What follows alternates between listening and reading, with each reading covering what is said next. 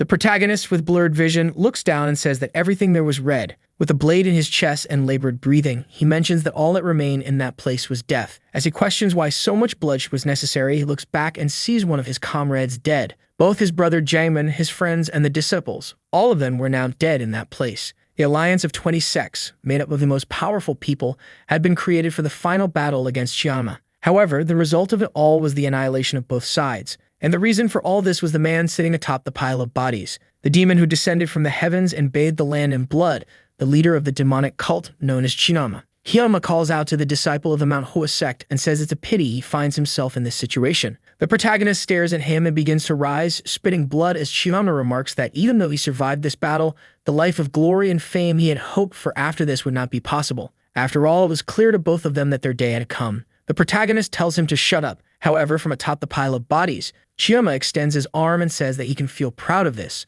Though many had helped him in this final battle, it was his blade that delivered the final blow, and as the leader of the demonic cult, he recognizes the blade of Manhwa as the most powerful on Earth. The protagonist yells and tells him to shut up once more. He charges toward the demon, who remarks that it's a shame because with one more day, he would have been worthy of the name Chiama. However, he says that this doesn't matter and tells the Manhwa disciple to remember, this was not the end. The demonic forces would return, and when that day came, the world would fall under the control of the demonic cult. The protagonist extends his sword as Chiama declares that when that happens, he will be unstoppable. A slash cuts through, and a line appears on the demon's neck. He evaporates, and his head rolls down the pile of bodies. Atop it all, the protagonist declares that the war has finally ended. However, he already knew that his life had also come to an end. What he wanted to know was what would happen now to Manhwa. All the most powerful members who had participated in this advance were dead. The only people left in that sect were children who barely knew how to hold a sword. He couldn't even tell if all this bloodshed had been worth anything in the end. He wonders if,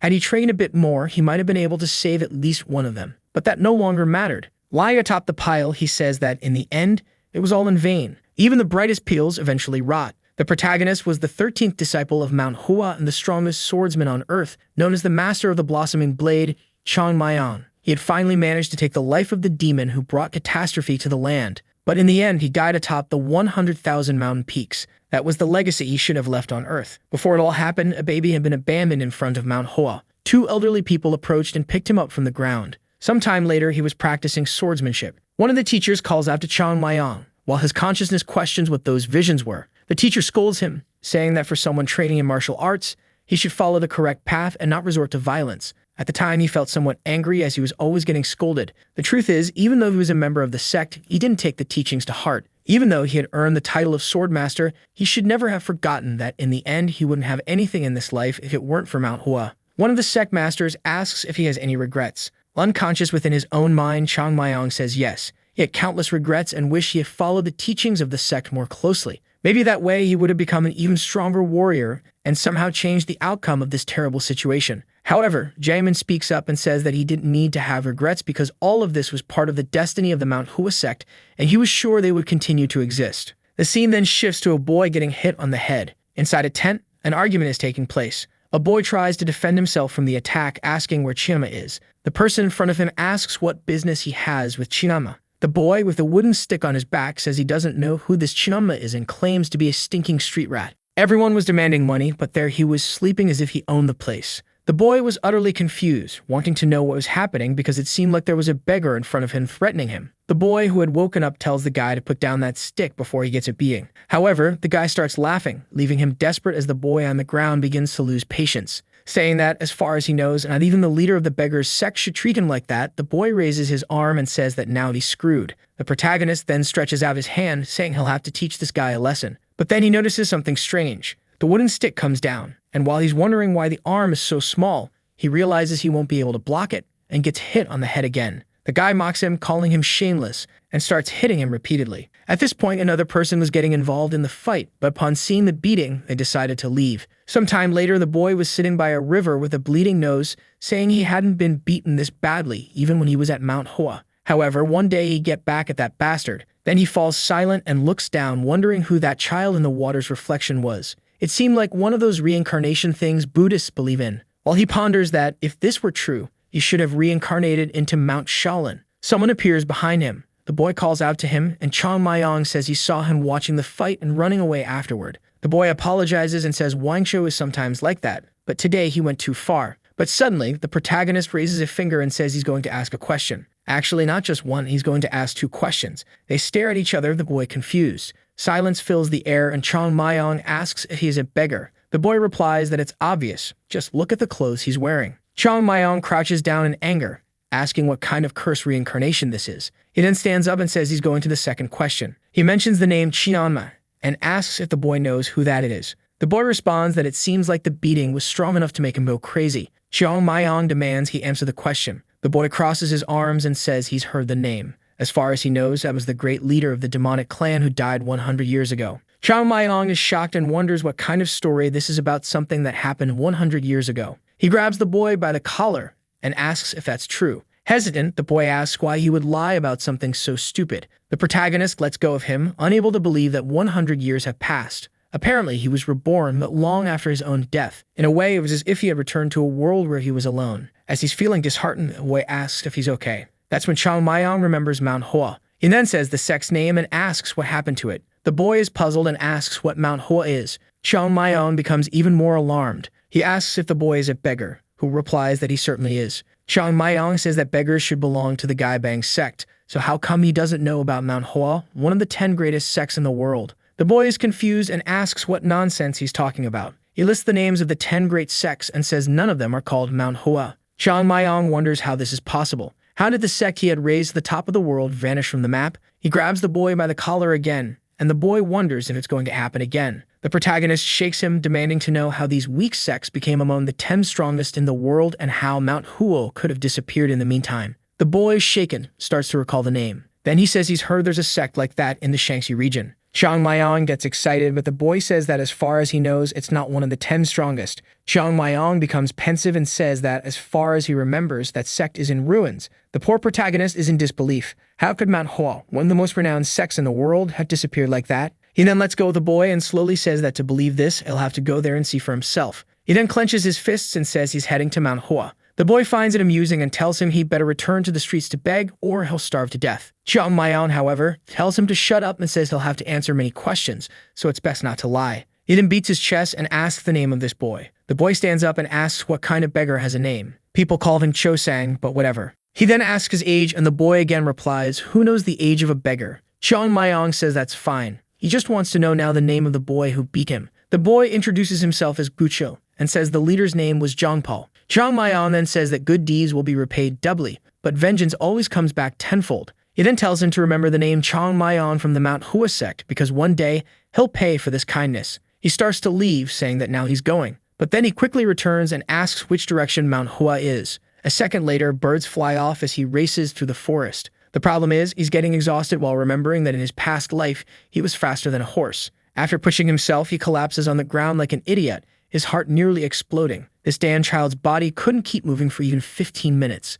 At this rate, he'll die before he even gets close to Mount Hua. With his face buried in the ground, he wonders how he's going to reach the Shaanxi sect. He then starts to smile and says that it's time to use the great intellect of Master Chong Mayong. Now he's excited, saying that this is an incredible opportunity. Even those who reach the peak of mastery have many regrets. One of his was because he was always lazy when he was younger. He never listened to the elders and was always dragged to the training grounds because all he wanted to do was escape. Besides that, he used to steal his teachers' drinks, which made them furious with him. However, that was something he didn't intend to change in this life. He then heads toward a tree, saying that in the end, it's just about starting over. First, he needed a place without distractions, and this seemed to be good enough. He sits in front of the tree while trying to remember what the right technique for this situation would be. He knew countless ways to increase his energy, and many others went beyond the knowledge of Mount Hua. However, he wasn't sure which one was best to learn first. Then he remembers a technique called the 6 elements, a cheap text sold for 5 coins in street shops, known for being of poor quality. However, it was anything but a bad technique. The 6 elements was the first thing the disciples of Mount Hua learned.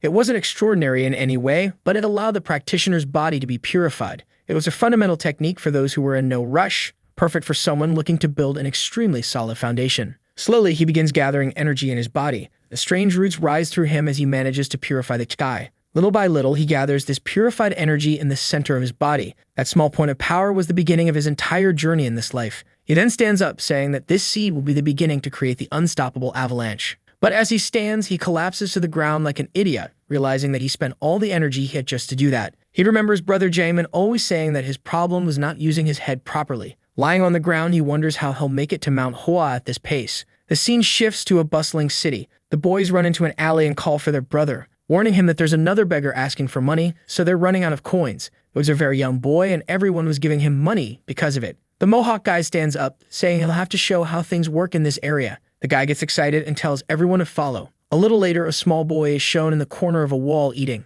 Obviously, it was Chang Mayan. The guys shout at him and tell him to stop pretending he doesn't hear them. Our boy looks back and asks if they're talking to him. The Mohawk guy says of course they're since no one else is around and asks if he wants to die. He warns him that he should know he can't beg in other people's territory, so it's better for him to hand over everything he has, including the food in his hand. Chang Mayan looks at his hand and says they're a bunch of greedy scoundrels because they even want what he's already bitten into. The guys crack their knuckles, saying he deserves a lesson. However, Chang Mayan just stands up, throws a small punch, and says he's fine. He looks at the guys and warns them that he's not very strong yet, but it's enough. He had already gotten used to this body and didn't have time to waste, so they should all come at him at once. The beggar almost explodes with rage, saying he had thought about going easy on him. But he changes his mind and tells everyone to finish off the kid. The first one stretches out his arm to throw a punch, but Chang Mayan easily dodges. He looks at him, clenches his fist, and hits him on the cheek. The guy flies away, and our boy asks if they know who he is. He is the master of the blossoming blade known as Chang Mayan of the great Manhwa sect. With that, the fight ensues, and after some time, they end up apologizing. Our boy tells them not to call him sir because he's just a beggar too. The guy calls him a beggar, and our boy asks what kind of disrespect that is. After a while, he says whatever and asks what the fastest way to Shanxi is. The guy says that's an easy question, but if they were smart, they wouldn't be begging on the streets. Chang Mayan laughs, saying that makes total sense. They all laugh at each other until he grabs him by the collar and tells him that the next time they meet, he better have learned some geography of this place. If, in the future, he asks something and doesn't know the answer, he'll suffer a lot of pain. At that moment, the beggars all run off as Chang Mayan tells them to scram. The scene shifts to the sunset between the mountains. An old man observes the landscape when someone calls for the sect leader. The person introduces himself as Yunem, and the leader tells him to come in. He appears, apologizing, but says that there's a child wanting to see the leader. The man is confused, but looks to see who's asking for him. He said his name was Chang Mayan, and his desire was to join the Manhwa sect. The old man seemed very confused by the boy's request and asks Unem if he didn't tell the child that they weren't accepting any more disciples. Unem replies that he did, but the boy desperately insisted on seeing the leader. Our Chang Mayan stood there with a smile on his face, but the truth is he was dying of anger over what had just happened. A little earlier, he had finally reached the entrance to Mount Hua. Those damn beggars had given him a useless shortcut, but in the end, he managed to find it. Now the hardest part was beginning, climbing to the sect. He climbed the stairs, scaled the mud, and then had to climb the mountain. It was a path he had taken countless times before, but now, with this body, it wasn't easy at all. Yet he was determined and he finally reached the top of Mount Hua. However, he was met with something that left him confused. In front of the sect, there wasn't even a sign with the name of the place. He remembered that Brother Chang Mayan used to clean that cursed name every morning. He had barely arrived and already couldn't believe the state of the sect. Just then, the door begins to open and someone asks who he is. It was Humam, who found it strange that a child had shown up there. He immediately wanted to know how he managed to climb the mountain on his own. The protagonist ignores the question and says he wanted to know something. Was the man standing in front of him a disciple of the Manhwa sect? The man replies that he was, and our boy is excited that they weren't completely extinct. The man then says he can come in if he wants, and our boy is a bit confused.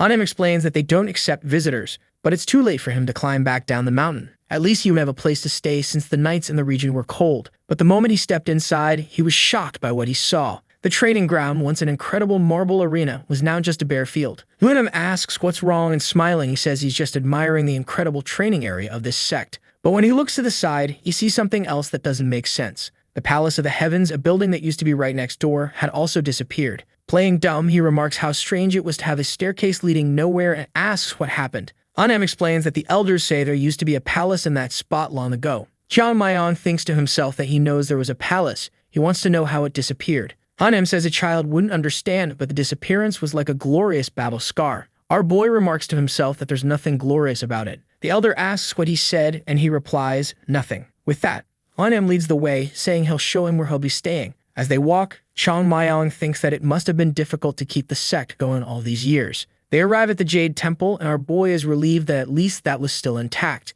Hanem begins to open the door and says that at Mount Hua, they follow the path of righteousness. That's why first, he must show respect to those who came before him. However, as soon as he steps inside, he's shocked again. Two things that were supposed to be here had vanished. A candle and a golden pot gifted by Emperor Jin, as well as a handmade scroll from the ancestors and a golden dragon piece. but now all the treasures of that place had disappeared. He gets closer and wonders if there wasn't supposed to be a flower there. Funim is confused and asks how he knows that. He becomes thoughtful and says there really used to be a cherry blossom made of metal in that spot. Excited, Chang Mayong then wants to know what happened to it. Funim says of course they sold it. It wasn't useful for anything and it didn't fit with the aesthetics of the place. So when a merchant made a good offer, they sold it. The protagonist remembers Jaemin and says, unfortunately, this was the end of the Manhwa sect. The petal of the night-blooming fragrance had disappeared along with all the treasures of the sect. And the worst part was that the idiots in this place had sold something like that for money. Funim approaches and asks if he's alright, while Chang Mayong tells himself he has to fix this mess as soon as possible.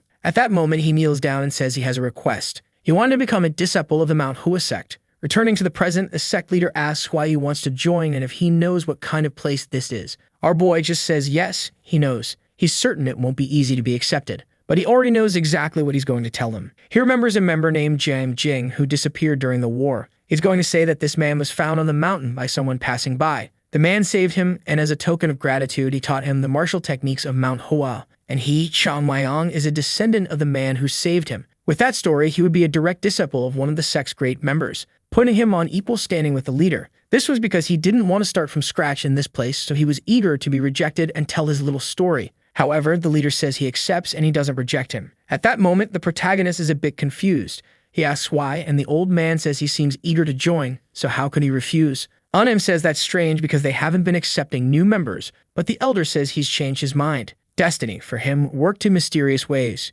Chang Mayong is wondering why this old man isn't suspicious of him, a complete stranger. However, the elder simply says that regardless of the intent, the boy seems to have come to Manhwa for a reason. They never refused a bird seeking shelter from the rain and always shared their food in winter, so they could never reject a child in this situation. He then tells him to show the boy the beginner's room and begin the ceremony. But Chang Mayong wasn't happy about this at all. In this way, his incredible position in the sect had just been destroyed. The next scene shows him wearing the robe, a uniform for third-grade disciples. But looking around, he wonders why he's in one of the rooms that used to be used for rituals. It didn't seem like just a temporary place. In the old Manhwa, it wasn't like this, as disciples would receive a mentor and go live with them. He walks around trying to understand the place better when someone shouts, asking who he is. The protagonist turns around and a boy appears, asking why he was spying on other people's rooms and if he was some kind of bandit. Suddenly, other disciples start appearing and someone asks Jill what's going on. He says he caught this kid snooping around the senior brother's room, while our protagonist wonders why he always ends up in strange situations like this.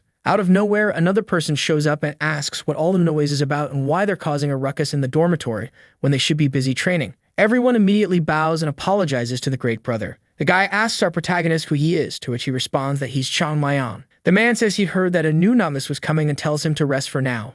But tomorrow, he'll have to train hard. With that, he tells everyone to rest, and they all shout in agreement. Jill glances back and gives Chang Mayong a cold stare, warning him that he'll see him later to teach him some manners. Chang Mayong is flustered, thinking that these damn juniors needed someone to look after them. He intended to take care of all of them in a warm manner, but that was their problem. The scene then shifts to Jill telling him to take off his robe. Our boy asks what he's talking about, and Jill repeats that he wants him to take off all his clothes. He was about to suffer some humiliation and get involved in a fight, as that was the initiation ritual there. The protagonist remains silent for a moment and then says he wants to ask something first. He wanted to know if senior brother Anjo knew about all of this. Jill responds that the senior brother doesn't come at night and asks if he's looking for a beating to start obeying. Our boy then simply calls out to senior brother and tells him to clench his jaw. When Jill is about to ask why, a punch is already flying toward his face. The other disciples look stunned as Jill is left hanging from the ceiling. The protagonist asks what's the deal with beating him to teach him a lesson and warns that's exactly what he's going to do.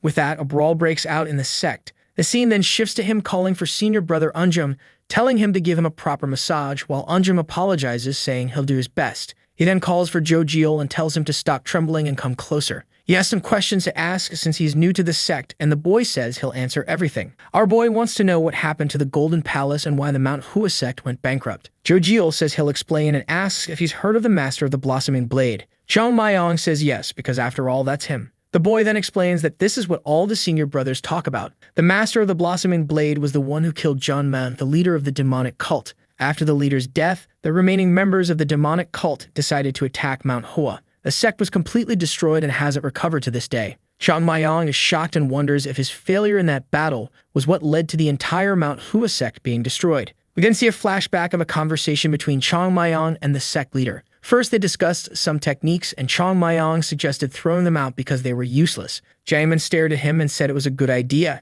and they continued talking. A little later during the discussion, Jaemin mentioned that it wasn't just for that reason that he had called Chong Mayong. He then said he believed it was time for Chong Mayong to accept an apprentice. He asked how he would manage to teach his techniques to a first disciple. Chong Mayong clenched his fists and said that would be easy. He would beat the boy until he learned. Eventually, after being beaten enough, he would start to understand something. After that, Jaemin never mentioned the idea of him taking an apprentice again. At that moment, someone calls him Senior Brother Junior. From his bed, he tells them not to be so formal and just call him Junior Brother. Then they inform him that Senior Brother Unjam wants to see everyone at the training field soon. Everyone is outside with their swords in hand. Unjam tells them to raise their swords and deliver the first strike. They all perform the first strike, while on the side, Nam stands with Chong Mayong, observing everything. However, our boy looks confused and asks what they call that technique. Nam says the name of the technique is the True Six Elements Sword Technique. It was a basic blade skill considered the foundation of all techniques in Manhwa. But of course, Chong Mayong knew that this was far from being the foundation of Manhwa. They were trying to teach philosophy to someone who didn't even know the alphabet. This type of training would give them a quick advantage for a short period. But what was a true martial artist without a solid foundation? And even worse, the person demonstrating the technique wasn't doing it correctly. He raises his head and looks at the sky, seeing that it was clear and empty, just like the future of Manhwa. He didn't even know where to start fixing something like this. He then calls to the boy beside him, who jumps in surprise and asks what it is. Chong Mayong wants to know what else they're learning in this place. The boy explains that after this technique, they would learn the sword technique of the 7 sages, and after that, they'd move on to the Blossom Hall and study the clarity of the sword technique. Chong Mayong doesn't seem excited about any of this. The boy continues, saying that after that, they would learn the pinnacle of Mount Hua's martial arts, the Great Sword Pacification Technique. However, our boy remembers that Chong Mayong had kept that technique a secret because it wasn't effective enough. It was exactly the technique that he had told them to discard and remove from the library. But now, the trash he had ordered to be thrown away was being considered the pinnacle of this place. He wanted to know what had happened to the Plum Blossom technique of 24 strikes. The instructor continues scolding them, telling them to take the training seriously. The scene then shifts to nighttime and our boy calls for Brother Jiel. Jiel asks what it is, and our boy says he already told him to relax. He then says he has a favor to ask and tells Jiel to gather everyone at 5 a.m. in the training hall. Besides that, there were a few things he needed to prepare. He starts listing some items, saying he wants 5 of them for each person. A little while later, Jiel asks if he's sure about this. Chong Mayong just smiles and asks if Jiel thinks he won't be able to do it. Of course, the boy says he can manage it without any problem. Our boy then tells him to go and says how much he loves how helpful he is. But our protagonist remains there thinking. At the moment, Manhwa had no money, no techniques, and no talent. No one in the world would be surprised if they closed down tomorrow. And right now, the only thing he can contribute is talent. The problem is that the third-class disciples are far from being extraordinary martial artists. However, in the end, a great sect isn't built in a day. He's going to have to use these amateurs to restore Manhwa to its former glory. Everyone sleeps and wakes up at 5 a.m.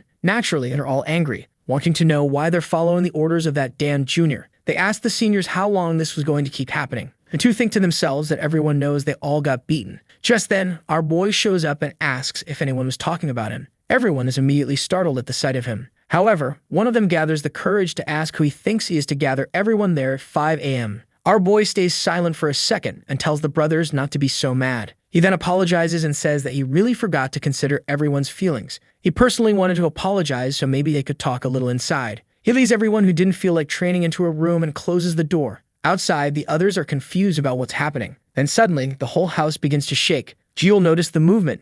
It seemed sudden, but it was clear something was happening. A second later, everyone comes running out terrified. They form a line and Chong Mayong says that now they seem motivated. He then announces that starting that day, physical training would begin at 5 a.m. for everyone. He calls them all useless senior brothers. The sun begins to rise. Lenin wakes up in his room and wonders why none of the disciples had come to greet him. This could only mean that everyone was still asleep. It was probably because of the new disciple. They must have been fooling around all night. He steps out of his room, saying he'll have to teach everyone a lesson. He thought Yeonjong would keep the place in order, but apparently not. That's when he gets confused. Everyone is exhausted and collapsed on the ground. He wants to know why all those kids look like a bunch of old men. Immediately, he shouts, asking what happened there and what all this mess was about. The people stare at each other, and one M realizes they're hesitating to answer his question. Who had left them so scared that they were even afraid to respond to him? The scariest part, however, was that Jo Jiel was also lying there, completely worn out. But right in front of him was the new member. Chong Mayong was there, squatting with 2 giant rocks. He exhales and lifts them again. He had already done 10,065 repetitions. That's when our boy, exhausted, also notices Yunem's presence. He greets him with a good morning, while Yunem watches, not understanding what's happening. He could see that the boy was on the verge of exhaustion, but for some reason, he managed to stay standing. He immediately orders someone to fetch water. But Chang Mayong says he's fine. He drinks a little, and then Unam tells him to tell the truth. What happened in that place? The protagonist says it was nothing serious. They just woke up a little earlier to do a bit of training. And strangely, everyone was so motivated that they decided to stay a little longer. Unam finds it odd that these lazy disciples were so eager to train. But when he looks back, he sees that the guys were afraid, and he soon realizes that the reason for all this was Chang Mayong. How could they call themselves disciples of the Manhwa sect when they were being beaten by a child like him? He should give him a little lesson. He then tells our boy that the White Blossom Hall also has its own rules and asks who gave them permission to sleep less and wake up early to train. With a clueless expression, Chang Mayong says that if that's the case, they'll stop training then. Unam is confused by this reaction. He needed to make it clear that this damn kid had threatened his seniors.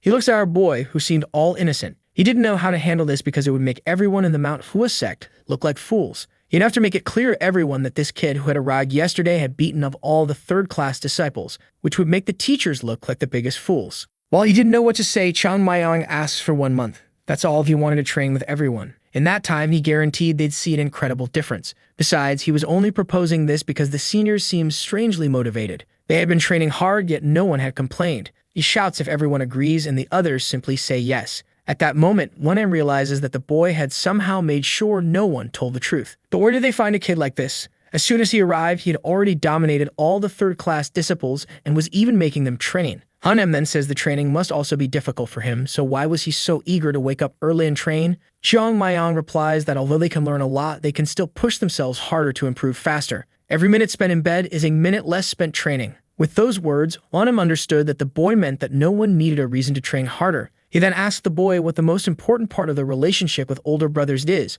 Our boy says it's respect, of course, and swears he will always obey the commands of the senior brothers. The leader is starting to realize that the boy is smart and won't want to humiliate him in any way to maintain the hierarchy of the place. Unfortunately, he admits that the boy is clever. He then turns around, shouting to everyone how amazing it was that they had volunteered to train so early. He was extremely impressed with everyone. If they kept training like that, he was sure they'd become stronger than ever. However, that wasn't what the group was hoping for, and they asked for help. But Unam runs off immediately, leaving them behind. Chang Mayong tightens his fist and asks what kind of help they were asking for. How could they dare to say something like that when it was clear he wasn't there to harm anyone? He then asks if they could have another conversation inside. In the next scene, they are already getting beaten up. Several days pass in the sect. Our protagonist continues practicing. His energy center was still weak and small, but it was finally starting to form. During this time, he's also learning more and more about what happened to Manhwa. The reason the dormitory system had been created was because they no longer had enough trainers. Moreover, the sect leader and the 2 masters were very kind people.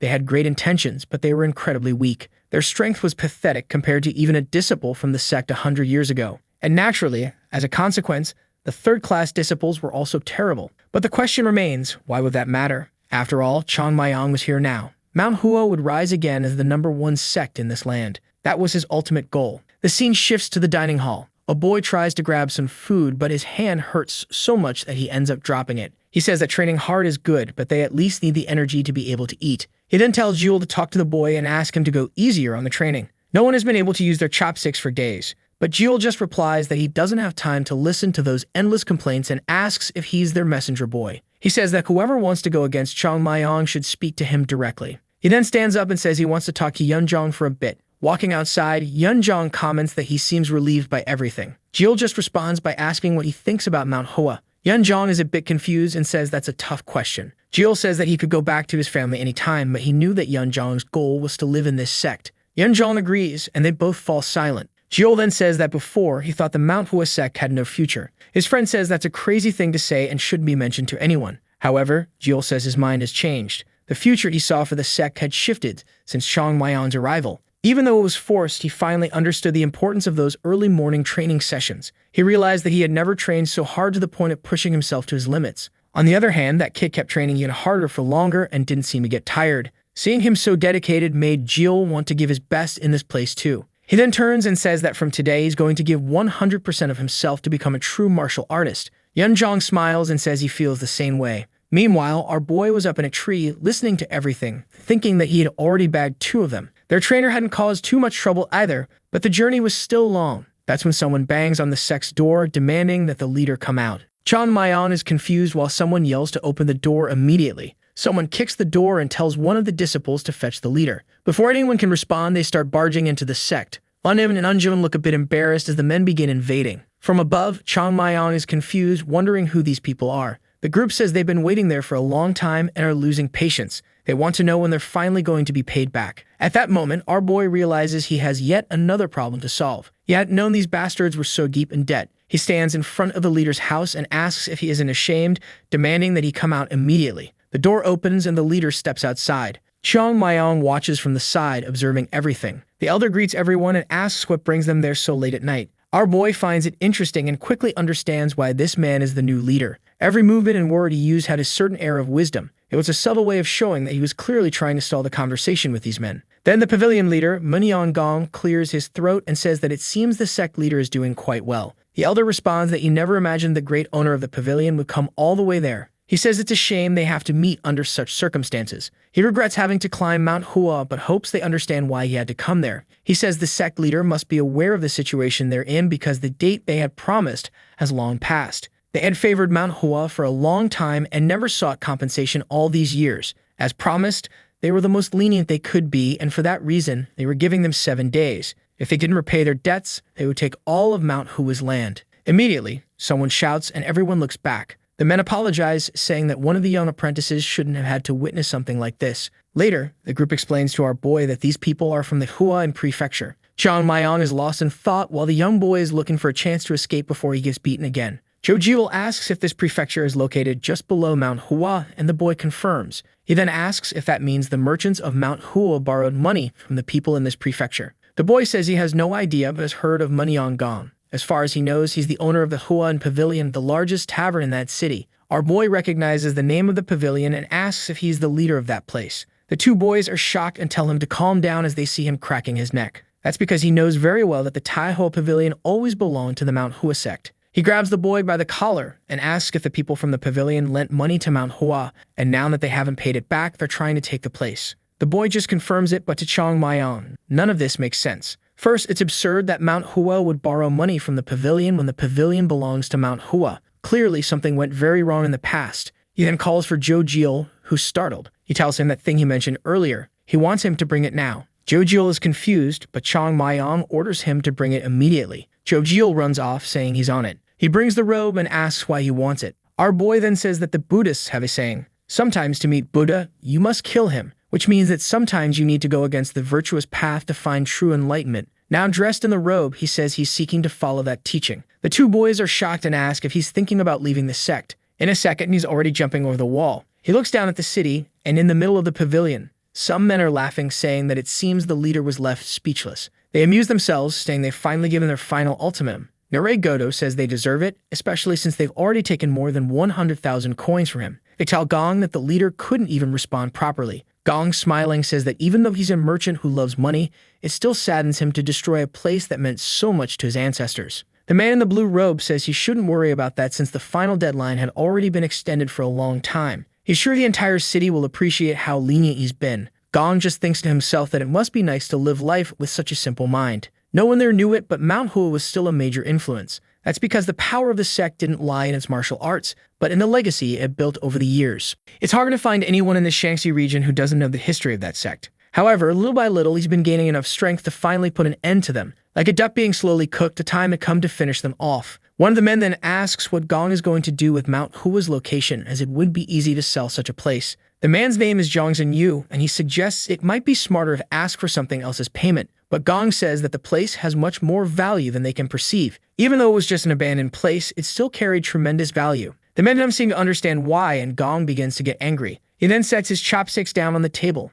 and says that he hadn't planned on revealing his plan so soon. He tells them to think as if they were enemies of Mount Hua. How interested would they be in paying to erase the legacy of that sect? No one had to worry because they would certainly make a huge profit from this investment. One of them stands up and says it's a brilliant plan, adding that they'll have to celebrate Mr. Gong. Later, Zhongzhen is heading home, saying that it was an incredible night. He was going to make a lot of money from the downfall of Mount Hua, and he's certain he can trust Gong. He looks up, searching for the moon, and wonders why it's not in the sky. Meanwhile, Chang Mayan is just watching. Then Zhongzhen stops, seemingly seeing something ahead of him. As his vision clears, it's our boy standing still and telling him to stay very quiet. Jongsun finds it strange that there's such a small and skinny little thief in front of him. What puzzles him more is why the boy is so conspicuous, as if he wants everyone to know he's a thief. Jongsun crosses his arms and says the boy must be thinking of robbing him. But Chong Mayong calmly says he's not interested in money, only in some answers. Jongsun says that normally he doesn't mind helping lost kids, but tonight the boy is out of luck. That's because he's going to have to deal with the friends he brought along, as he already knows how dangerous it is to wander alone at night. Our boy immediately recognizes the men as caravan guards. One of them asks if they should kill the boy, but Jongsun says it's unnecessary since he just wants to ask him a few questions. He turns around hearing the sounds of a fight and says it seems everything's going well. But strangely, there were a lot of fighting noises, and he starts to wonder what's going on. Then he hears a bang behind him. He turns, telling the men to go easier on the boy. But someone apologizes. It's Chong Mayong, who had already taken everyone out. Chong Mayong says he only wanted to talk, but people were being rather impolite. He then tells Jongsun to come closer. Once again, he tells him that if he answers, he won't get beaten, and Jongsun immediately agrees. Chong Mayong grabs him by the collar and says that now they can start with the lesson. He had offered not to give him a beating, but Jongsun refused, so now he's going to take a few hits. But no worries, he'll still be able to talk once it's over. A moment later, the poor man is all swollen, talking nonsense. Chong Mayong warns him that if he doesn't speak properly, he'll get beaten again. He then asks what's the deal with Mount Hu borrowing 100,000 coins, and the man just confirms it's true. Our boy thinks for a moment and draws Jongsun's attention. He knows that if Jongsun sold everything he had, he wouldn't be able to gather 10,000 coins, let alone 100,000. So how did he and this group of merchants from this failing city manage to lend 100,000 coins to Mount Hua? Jongsun says he'll explain how interest works. Basically, even with a small initial debt, they created an incredible snowball effect. Our boy punches him in the head, telling him not to be proud of something like that. He then asks if Jongsun owns the linen shop, and the man confirms it. Chong Mayong wants to know when he bought the shop, and Jongsun looks confused. He explains that the linen shop has belonged to his family for generations. But once again, that makes no sense because the linen shop also belongs to the Mount Hua sect. The truth is, every major business in the Hua Ying prefecture belongs to the sect. That's because the city only grew thanks to the presence of Mount Hua just above the mountain. The sect had entrusted the merchants with managing things, but apparently, these bastards had been stealing everything from them. At that moment, someone calls him a coward. A man appears, calling him a shameless little thief, and orders him to reveal himself. Our boy, however, is confused by this talk of a sneak attack, especially since he had been standing right in front of everyone. He lets go of Jongsun and asks why the man is so interested in knowing who he is. The man says he demands to know the name of anyone before cutting him down with his blade. Chong Mayong just asks if the guy hadn't just been knocked out.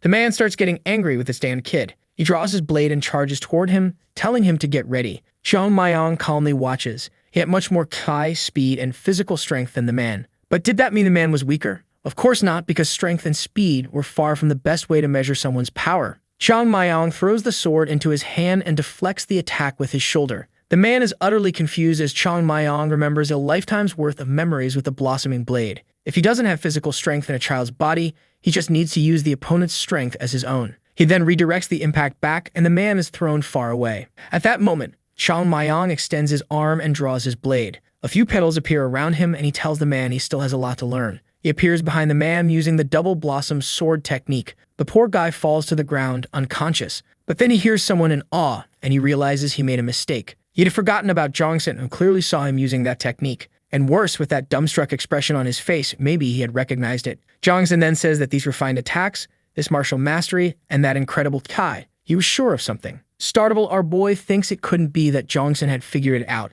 And then Jongsun asks if he's a member of the Zhongnan sect. Chong Mayong is momentarily silent, confused, but then agrees, saying that's exactly right. He's a member of the Great Zhongnan sect. Jongsun then says he'll now tell him everything he wants to know, and our boy just thanks him. Back at the sect, Zhang Mu and Yun Zhang are pacing back and forth, wondering why Chong Mayong hadn't returned. Zhang Mu says it was crazy to let him go out like that, but he's sure the boy will come back unless something bad happens to him. Just then, the door starts to open, and Chong Mayong asks if anything happened while he was gone. Zhang, however, says they're the ones who should be asking him what happened for him to disappear like that. He simply responds that it was nothing serious, and that he even made a little extra money. At that moment, he remembers Jongsun asking if he was from the Zhongnan sect. Even though it was good that his identity wasn't discovered, in some way it still stung a bit. Even the signature technique of Mount Hua, the blossoming technique, was mistaken for another sect's technique. Jewel then asks what he was doing out there. Our boy just responds that kids don't need to know. They get angry, saying that he's a kid too. Chong Mayong tells them to gather everyone because they need to train. Jewel is confused, especially since it's nighttime. But our boy tells him to listen up, saying that whether it rains or shines, day or night, or even snows, they wouldn't miss a single day of training. Jill starts getting excited, saying he's looking forward to today's training. He says he'll gather everyone and asks if Chang Mayong is going to join them. But Chang Mayong says not today as he has other things to do. Zhang says they can only train properly when he's around. They could try training alone, but they know that without him there, no one would take it seriously. However, the protagonist simply says he already knows that and tells them to go gather everyone. He then falls onto his bed, wondering what to do next. The situation was complicated as the city merchants were trying to take the place, and the documents that prove ManhwaCapped's ownership of the businesses had probably been lost a long time ago when the sect was attacked. He could just invade the city and beat everyone up, but that would only worsen ManhwaCapped's reputation, so things couldn't be solved that way. He needed a justification to prove they were the rightful owners of this land. The problem was how to find something like that. He remembers seeing Jiangman filling out the records of who owned those properties, but when he opened the door, Jiangman seemed to be filling out only a few. He finds it strange that there were so few records and is certain that Jiangman must have been hiding them somewhere else. It was impossible that everything ManhwaCapped owned could fit on so few sheets of paper. That means there's likely some kind of vault that only the leader can access. He recalls hearing rumors that such a thing existed and the entrance was probably near the leader's house. That place hadn't changed at all since the past, but considering that everyone there was a martial artist, it had to be near the leader's house. However, it was something difficult to locate, and the only way to do so was through an underground base. Apparently, he was going to have to embark on a treasure hunt. He then opens the door and jumps out of his room, apologizing to Jiangman for what he's about to do. He says he won't even touch any of the treasure and will take it straight to the leader, or maybe that's a promise he won't be able to keep. The scene changes to a flash of light in the middle of the mountains. Our boy is lying on the ground, saying he's exhausted. He had underestimated how big the mountain was, searching from place to place, especially using that kind of technique. He concentrates energy into his palms and slams it into the ground. With that, he can feel how the soil resists his energy. He doesn't know exactly where the vault is,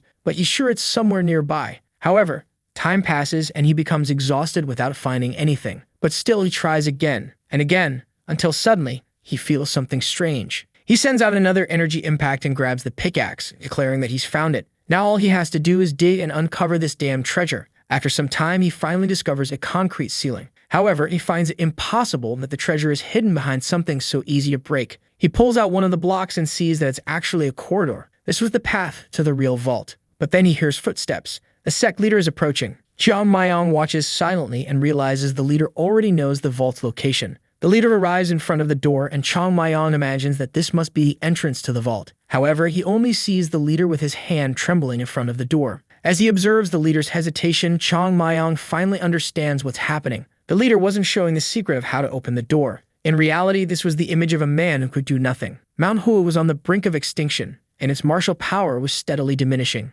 Running a place that no longer had any resources must have been difficult even for a leader like him. He had to witness, day by day, the place he had dedicated his entire life to slowly fall apart. It was painful to imagine how difficult it had been for him to see this every day. But a leader could never dishearten others, so he had to appear strong for the sake of all the disciples. And that's why this was the only place where he could show a little sadness. A while later, the sun finally rises. Chang Mayong jumps into the tunnel and says that part of this is still his fault. But it wasn't too late yet. First, he had to get through this damn door. He approaches, places his hand on it, and sends out an energy impact. However, it's immediately repelled. He recognizes the material as millennium metal and knows it's impossible to break through with brute force. Now he understands why this sect leader stood there with no hope of opening it. The problem is that he also can't cut through this metal. But then he remembers that Jiangman's K level wasn't enough to do something like this either. If a leader can get in, then there must be another way to open it. Something catches his attention, and he begins to examine the pattern on the door. It's actually sword marks, the pattern of cuts from the 24 blossoming blade technique. He starts to realize that several of ManhwaCapped's techniques were blended into it, but he knows that this can only be done with the Violet Dawn Kai. He would need to perform several techniques one after the other with extreme precision. That's how the door is opened. But why did they create it this way? In a way, he understands how it works, but now there's one more problem. How can he use all these techniques? In his past life, it wouldn't have been an issue. Now he's just a weak child. Even though he knows every form of the attack, he doesn't have enough chi or physical strength to execute each cut. He starts adjusting his hair, saying he didn't want to have to do this. He slaps his stomach and says it looks like he's going to have to start a month-long vacation. He would need to use just a bit of this. He then begins to tap into his true innate chi. This was the energy humans are born with and use to sustain their lives. Using this energy was like using a bit of his lifespan, but he had no choice. Suddenly, a purple aura starts surrounding his body. He points his sword, saying he only has one chance. With a single opportunity, he had to open this door. The problem was that many of these techniques he hadn't even tried using with his body. But there was no time to wait as his sky was already being consumed. He then sends out the first cut, spits blood, and says his body is getting heavier, feeling the limits of his energy. But now, he couldn't stop. He uses the first form of the 6 elements, executes the 24 blossoming blade techniques, and says he cannot break the chain. He continues linking one technique to the next, and gradually, stars form on the door. Finally, he collapses to the ground as the entire door shines. He gets up, asking if it worked. If this didn't succeed, there was nothing else he could try. But suddenly, he starts hearing a sound. A wind blows and the door begins to open. However, poor Chong Mayong is just coughing up blood on the floor. Now because of this, he'll have to take it easy for a few months. But this is the kind of thing he has to do if he wants to save the Manhwa sect. The door begins to open and he smiles, saying he's going to take a look at what Jaemin had been hiding. Finally, he's inside and sees 3 shelves. He finds it strange that there were all these books and nothing else. But considering they used Millennium Acid, it's understandable why it's so small. He remembers Jaemin always complaining about finances, so now it's time to see where the money went. He then pulls out the first book and is immediately impressed because it contains everything the sect owns. These were perfect copies of all the official materials. Now those merchants were definitely screwed. However, looking around, he finds it strange that there are only financial books in this entire place. He was hoping to find some money to buy good food and drink some liquor. But since there was none of that, he pulls out another book, saying he'll take a quick look before leaving. He then sees that these are tomes of techniques, and he wonders if the people hadn't already learned them. But that's when he realizes that none of these techniques are currently taught in Manhwa. That's because they were sealed in this place, with no one able to access them. He imagines that Jaemin hesitated to teach these techniques to future generations, which is why he stored them here. Normally, Jaemin was a man filled with inner conflict. The first shelf reflected his responsibilities within the sect, while the second showed the love and compassion he had for everyone. But now Jaemin didn't need to worry because Chong Mayong would restore the sect to its former glory. And after that, they would move forward and surpass what they once were. However, that's when he notices something strange. On the shelf beside him, there was only a peculiar scroll sitting on top. He pulls it down and begins to read. It says that this was meant only for the sect leader. If someone was reading this scroll, it meant that the next leader had already been chosen. Sometimes a few lines said more than countless words could, and for that reason, he decided to leave his thoughts in this book. Although the sect leader holds the title, they don't dictate the future of Manhwa. The new leader must have already realized that the future of the sect is decided by the younger generation within it. The leader's job is to encourage the new members so that they can find the new path for the sect. He pleads with the leader to abandon the burdensome idea that the future depends on them. Manhwa will always remain Manhwa. It's a force and spirit that cannot be led or wielded. And even if the future is full of fortune or disaster, it will simply continue being the same place. But one thing that wouldn't change over the millennia was that they would always need to guide the disciples and fulfill their duties. That was the heavy burden he was leaving for the next leader of Manhwa. Zhang Yun puts the scroll away and thinks that the old man was always like this. However, he's annoyed because there should be much more in this place. He starts to leave, thinking that at least the scriptures would help deal with the merchants, but he decides to wait for a moment. The layout of the place seems a little strange to him. Zhang Yun had a sort of quirk, where even the lamps had to be asymmetrically distant from him. So why was that shelf strangely empty? He leans on it and pulls it upward, saying there's something more to this. He throws it to the side, and that's when the glow appears. There was a hole that he knew there was another secret, and as he descended, it was there that he finally found what he had been searching for, piles and piles of gold bars. Precious weapons hung on the walls, along with mysterious gems and tons of techniques. He's already drooling, saying that now he's finally rich. Meanwhile, back at his house, the new leader sighs, saying that another day has begun. Mornings should bring hope, but he only felt fear and bitterness. There were only 5 days left until the deadline the pavilion owner had given him. But then someone shouts for him at the door. Immediately, the leader rushes over and asks what's going on. Unjum says he can't explain it. It's something he has to see to believe. The leader is startled by this and says it must be an emergency for him to be so agitated. They both run through the forest. On the way, he sees a bunch of disciples collapse in a circle and asks what happened. Unjum simply explains that they were voluntarily doing some new training. The scene shifts to our boy sitting under a tree. They call for Chong Mayong, asking where he's been. At that moment, he appears and says he's right there. The leader is shocked and asks what happened to him for him to look so worn out. Our boy just responds that it's not important and tells him to take a look at something. The elder wonders what could be so urgent, and then he's blinded by the gleam of light as our boy smiles. The property records, the gold bars, and the weapons. Chong Mayong says he found them by coincidence. The leader wants to know how that's possible, but Chong Mayong says he's too tired and needs to sleep. The elder decides to let him go, figuring he can ask later, but he still can't believe there are piles and piles of gold bars in front of him. And even more precious than that appeared to be the items in the box, the property records of Manhwa and the Huan Prefecture. He hesitantly touches the documents, afraid of tearing something and ruining everything. But as he opens them, he's completely relieved, saying that these really are the city's records, and he collapses onto the floor. He then wakes up in bed, saying that he also saw the record of the 7 blossoming blades, and he realizes he had been dreaming like a madman. But then he shouts, asking where the chest came from, and someone confirms it. We then see someone else examining the same records. It's Haiyan Yang, the head of Manhua's finances. He confirms that all those records were real. Additionally, there were certificates of authenticity beneath that treasure. Not to mention, all the certificates had been issued by the government, so it would be easy to verify. They could easily use those to reclaim the pavilion at any time they wanted. Plus, the treasure itself was worth over 100,000 coins. The leader feels relieved, saying that they've finally been given a bit of luck. Or perhaps he doesn't fully understand how that strange child has brought so much fortune to this place. It was as if the embodiment of good times was walking around Manhwa. However, he stands up and says that if these records are indeed real, there's a conversation that needs to happen. He orders them to summon the owners of the properties listed in the book to Manhwa immediately. A few days later, Gong was climbing the mountain, with everyone asking him to slow down a bit. But he tells them to keep going because this would be the last time they'd have to climb that wretched mountain. Jongsun grumbles, saying he never wants to set foot there again and doesn't want to even look at Manhwa anymore. The other merchants wonder if the leader called them there because he managed to get the money. But Gong at the front says 100,000 coins aren't so easy to gather. He's sure the leader is going to ask for more leniency because he hasn't been able to raise the money. It was something impossible to do by the deadline they had given, and that's why they called them there. Some call the leader shameless for summoning everyone when he's the one in debt. However,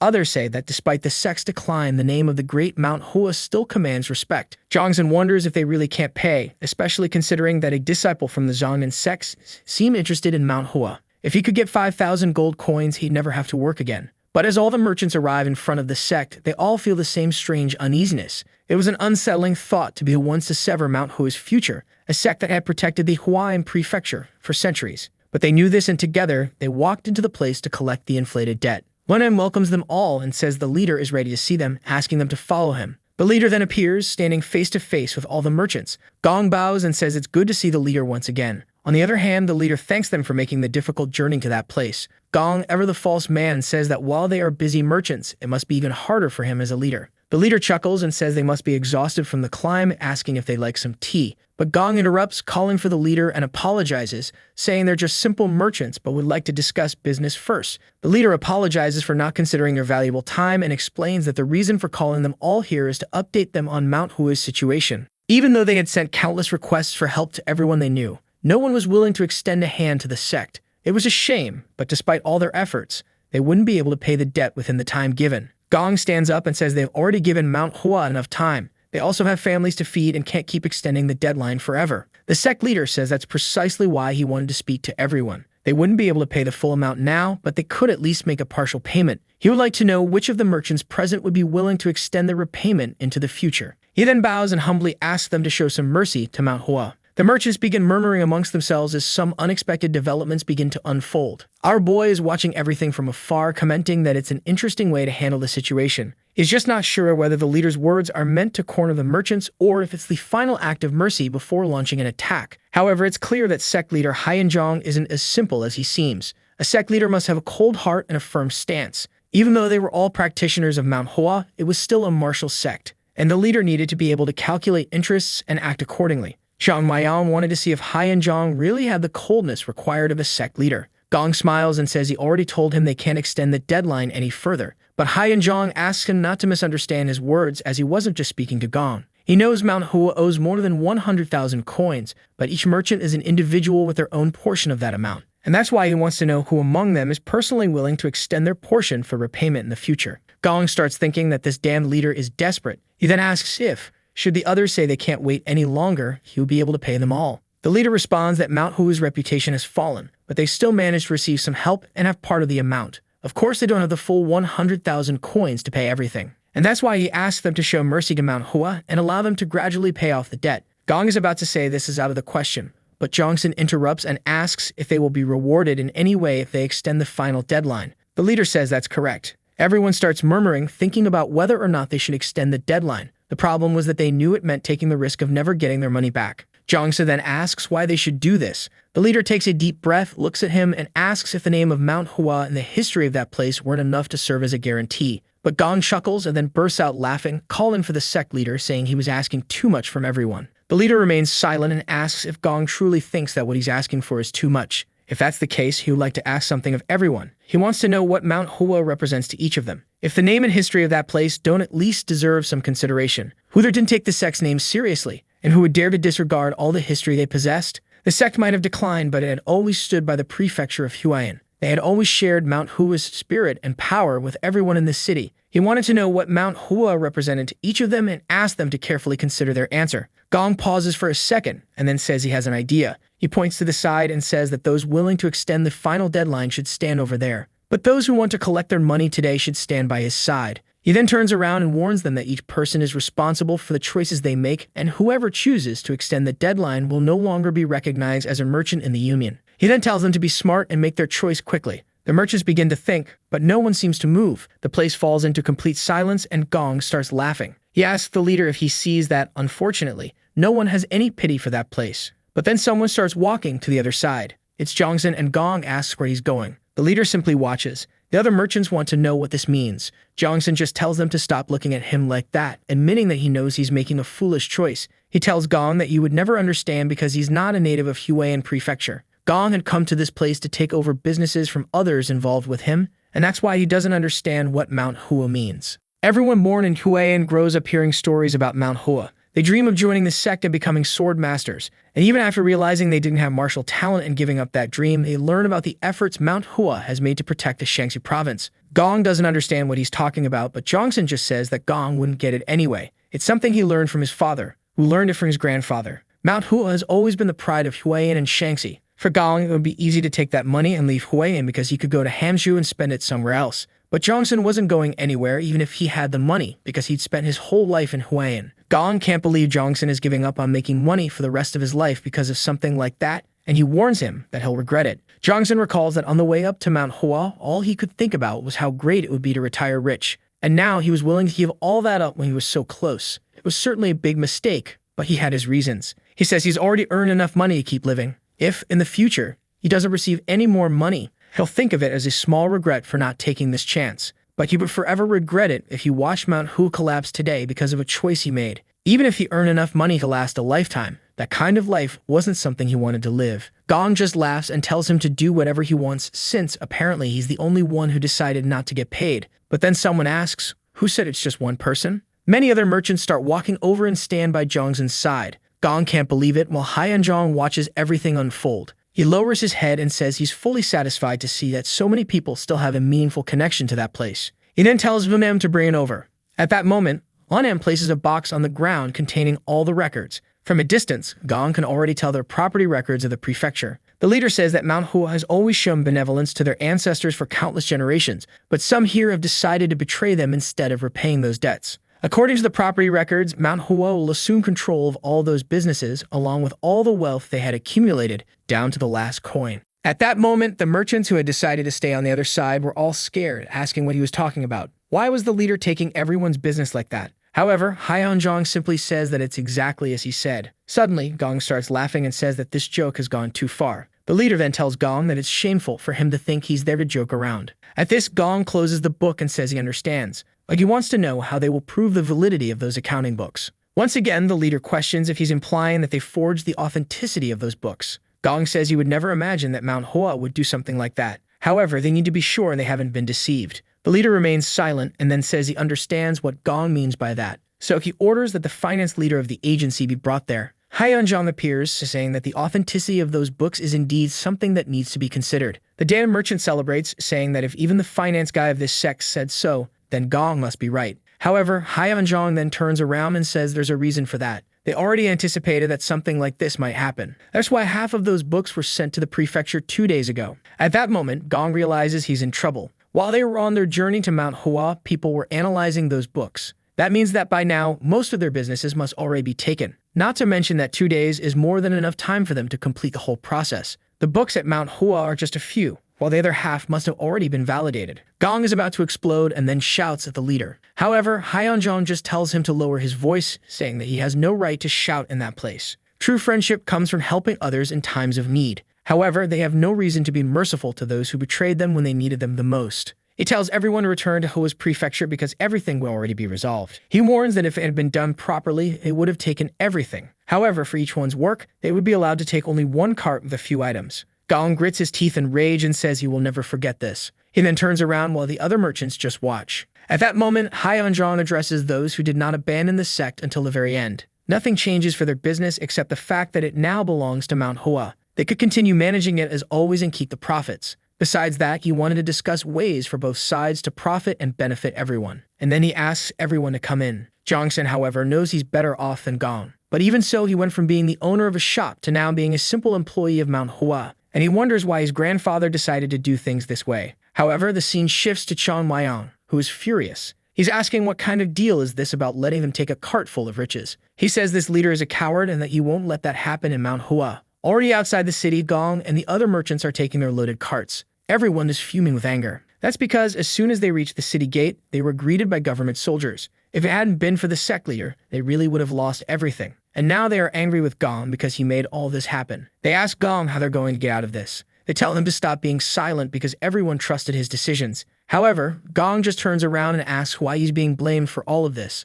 The fool remains silent for a moment and says that Gong isn't the only one to blame. But then Gong stops. He says there's no reason to be so stressed since they're only in this position temporarily. He's sure those damn books are fake and were forged by the leader. One of the guys in the back, however, says they seem legitimate and have been confirmed by the prefecture. Gong insists, saying they must have set everything up with the prefecture and the representatives there to steal his businesses. However, they would go to the city of Luoyang and talk to the owner there. If the people from this city were using the authorities, they would talk to someone even higher up. But someone appears and says that he's talking nonsense. Boy, it's our guy dressed like a bandit. Gong asks who said that, and our guy coughs, saying that as far as he knows, he's the only one there. But Gong is confused, wondering who this bandit is who walks like an old man. Then he says he knows he wants the riches in the carts, but he better leave quickly, or he'll lose his life for nothing. Our guy hates being underestimated, even more so because to him he's not stealing, he's just taking back what belongs to Manhwa. Gong is confused about what wealth he's talking about, and at that moment he realizes that he belongs to that damned sect. Suddenly, some guys start showing up, and Gong says it's the perfect time to get revenge.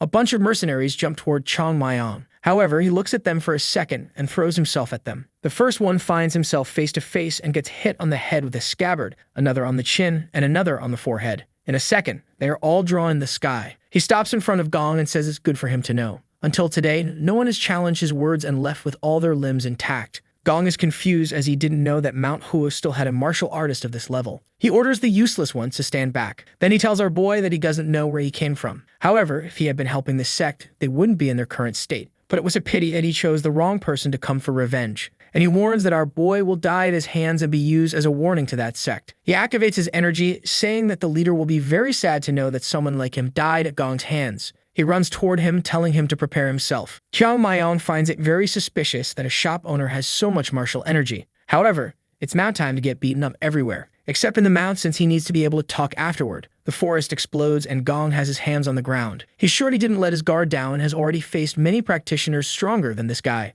It's a common saying that a tiger hunts its best when chasing a mere rabbit. Besides, the moment he saw this masked guy destroy the mercenaries, he didn't lower his guard. Yet even so, this bastard has a bored expression. He moves forward again, saying he's going to fix that face. He stretches out both palms and comes face to face with Chong Myong. However, our boy just stretches out the sword's scabbard and strikes his hand with it. The man stares at his hand as it begins to absorb all his energy. It starts running through his arm and he screams in pain. He had concentrated all of his power, but it was blocked right at the moment of release, and now it's all coming back. Our boy tells him that he's way too slow and recommends he stop trying. At this rate, he's going to break all his fingers before landing a single hit. Gong ignores him, activates power in his foot, and charges toward him. However, our boy seems to turn into a blur and the energy passes through. It explodes in the background and Gong doesn't even know where he ended up. In the same instant, our boy is already behind him. Gong turns around with another attack but is blocked by the scabbard again. Once again, his arm receives the energy backlash. The protagonist warns him again that he's going to break all his fingers before managing to do anything. Gong falls to the ground, saying this kid isn't faster than him, nor stronger than him. Looking at their energy and physicality, he's sure he could take on 10 of them at the same time. He stands up and tries another kick, but our boy dodges it. Gong doesn't understand why he can't land a single hit. No matter how slow he is, this guy dodges all his attacks with precision. He's sure this guy knows everything he's trying to do. He's a strange monster that he still can't even estimate how dangerous he is.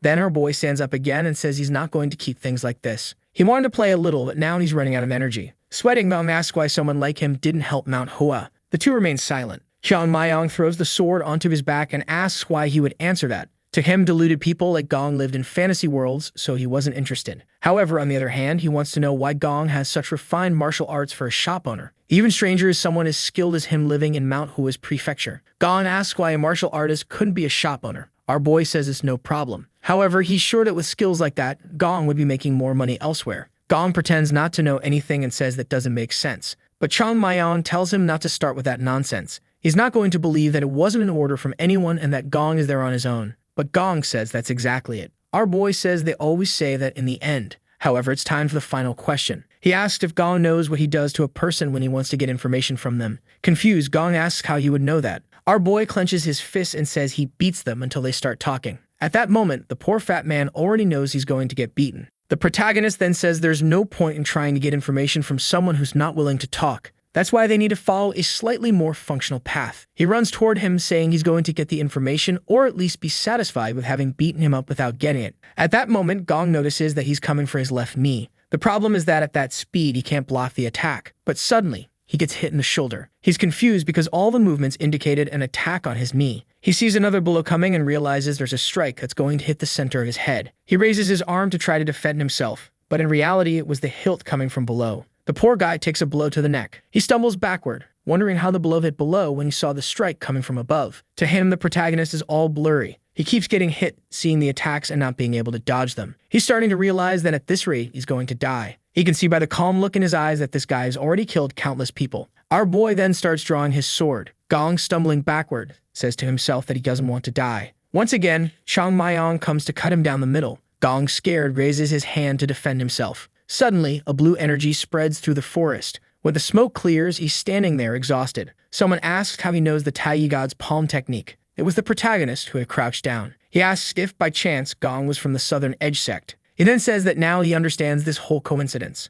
Gong had put Manhwa in debt and even has techniques that belong to the Southern Edge. So he asks if Gong was sent by them to this place. At that moment, Gong realizes he made a mistake. It would have been better to die than reveal that he knows this technique, especially to someone from Manhwa. He had made a critical error. The problem was that when the cut came down on him, he was certain he was going to die since the sword had been drawn from its sheath. While he's muttering, Chang Mayan just asks if he's not going to answer. He comments that, in a way, it's honorable, as it shows a certain loyalty. Our boy knows he can't underestimate the Southern Edge, especially since Manhwa, and they had always been rivals a long time ago. But today, while the Southern Edge still has a firm place among the top 10 strongest sects, Manhwa is a mess. Yet it's strange for a sect like that to handle things in such a low manner. This means that either Gong doesn't know the full story or what he knows is all a lie. He laughs and says that in the past, the world was also desolate, but there was still a bit of honor. As if it wasn't enough that one sect wants to steal Manhwa's techniques, now the other one wants to take the entire prefecture. Gong remains silent. Then he asks if this wouldn't be better for Manhwa. He's sure the boy also knows there's no future for that place anymore. Now that they've lost the techniques and power they once had, it's impossible for them to become the powerhouse of the past.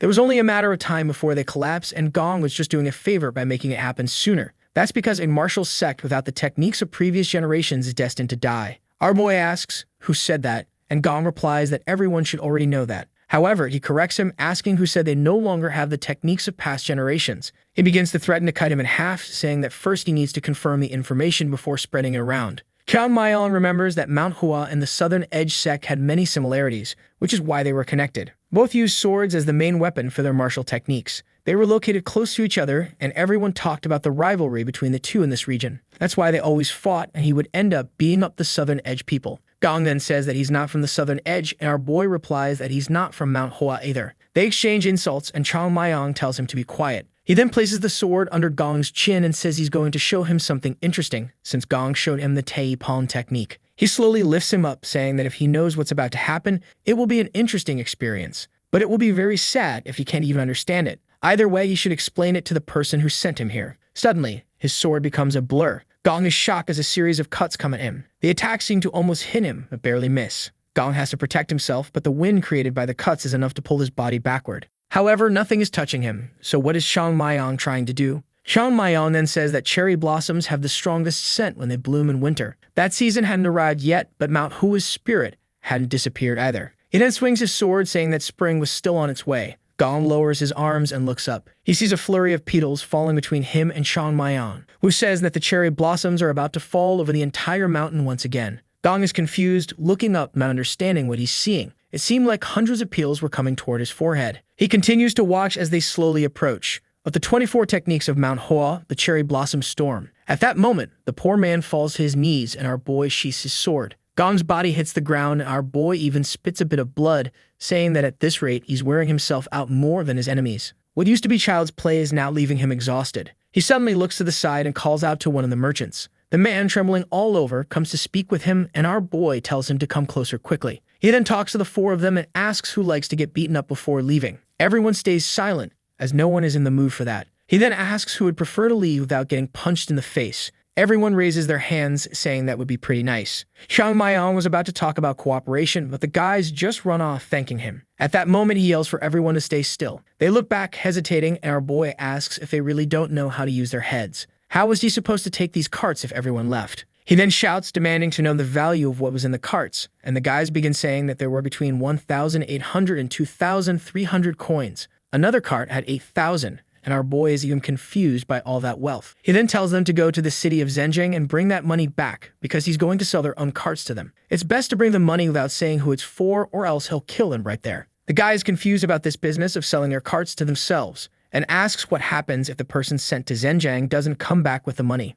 Our boy laughs, asking what they plan to do after they run away. After all, they won't be able to re-establish their businesses without what's in those carts. What's in there is their future in this world, so they better come back with the money if they want to take those things back. One of them raises his hand and asks what happens if they tell the government about our boy. Our boy just kicks the ground and warns that they can try, but they better never come back here and flee to the other side of the continent. The poor merchants realize there's no way to escape from this lunatic. He then tells them to stop standing around and hurry up to gather the money. Sometime later, he's sniffing the bills, saying this is incredible. He comes back all excited and jumps into the sect. Meanwhile, Jojiel is wringing out his sweat-soaked shirt. The people are exhausted, wondering if they'll really have to do this every morning. But he feels that a lot has changed. Now they actually seem like a group of martial arts practitioners. At that moment, Yanzhong asks why he's smiling like that. He replies the same thing, saying that now they look like a group of martial artists. He thought it was a strange idea to have, considering they always had been. But his friend says he understands him. After all, he's been thinking the same thing. A few days ago, he couldn't imagine himself training so hard at Mount Hoa. But now it's time to return to the second training session of the day. All they tried to do before was pass the time, climb the mountain, and do some half-hearted training. But ever since he arrived, many things had changed. He knew it was all thanks to Xiang Maiyang. Surely he was bringing numerous changes to Mount Hoa. For now, it was just a small breeze in this entire place.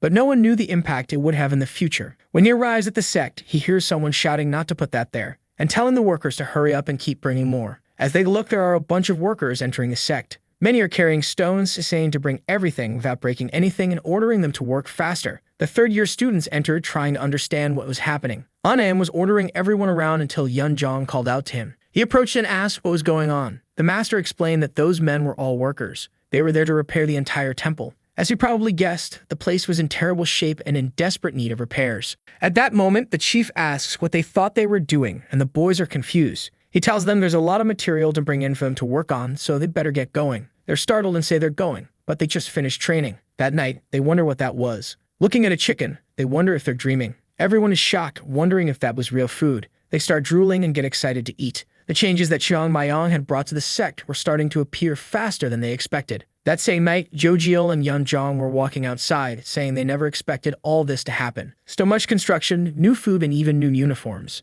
At that moment, Yanzhong stops and Jojiel asks what he's thinking about. He responds that he's just thinking about how incredible money is. He knew they had received a lot, but didn't expect the sect to spend it all like that. Yanzhong says the suffering they went through was because, unfortunately, they had no choice. Besides, he had never heard Unam laugh like that before. Jojiel then asks what they should do from now on. Yanzhong says that just as Mount Hoa is going through many changes, they will also need to change. It's not just about financial prosperity. He remembers seeing several martial arts books inside that chest. At the moment they were leaving for training, Xiang Maiyang said that an incredible coincidence had happened. He had found a chest full of bars and techniques. Jojiel says his pretending was terrible. What he doesn't understand is how he managed to get all that. Yanzhong says he has no idea. But the only thing for sure is that many changes are going to happen in this place. Inevitably, they are also caught up in the storm that's about to start, and they'll need to be ready. Otherwise, they'll be swept away by this wind of change. Jojiel tells him not to worry because he's confident. The only thing he wants to know is where Xiang Maiyang is, since he's been missing since morning. His friend replies that he heard he went to talk to the sect leader. The scene shifts to a conversation with the leader,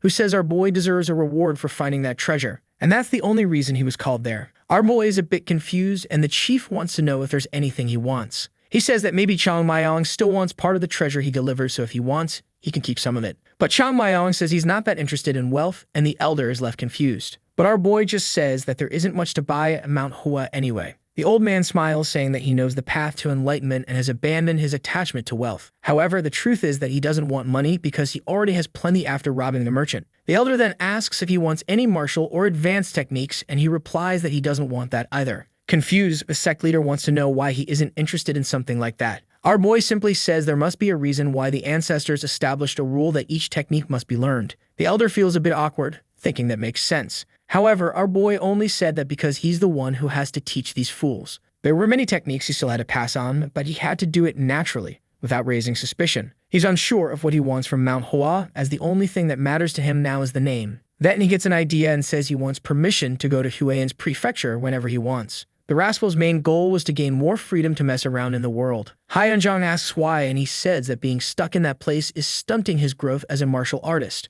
Perhaps if he could go out and explore the world, he would grow more. The leader says he understands, but that would be a violation of the sect's regulations. Considering what he's achieved, it would be deserved, but the problem is that many people might complain that it's unfair. He then asks if there's anything else our boy wants. But our boy doesn't know what else he wants besides freedom. Then he says he has an idea. He says that his body is in terrible condition, and the chief asks what he means by that. Our boy says that his internal energy seems to have been damaged. The leader again says he understands, but asks why he's mentioning that. Our brave boy then says he wants some life-replenishing pills. The chief is a bit confused, so he clarifies that he wants the pills that restore a person's life energy. Everyone stares at the chief, and our boy is hopeful. Hyeonjong then drinks his water, bangs the table, and says that from now on, he is authorized to leave Manhwa. The instructors all agree, and our boy is confused. They start pushing him out, and our boy asks why, considering that before, they said it wasn't possible. However, the old man throws him out, saying he's not responsible for whatever he does in the prefecture. But our boy is fuming because he wanted the life-replenishing pills.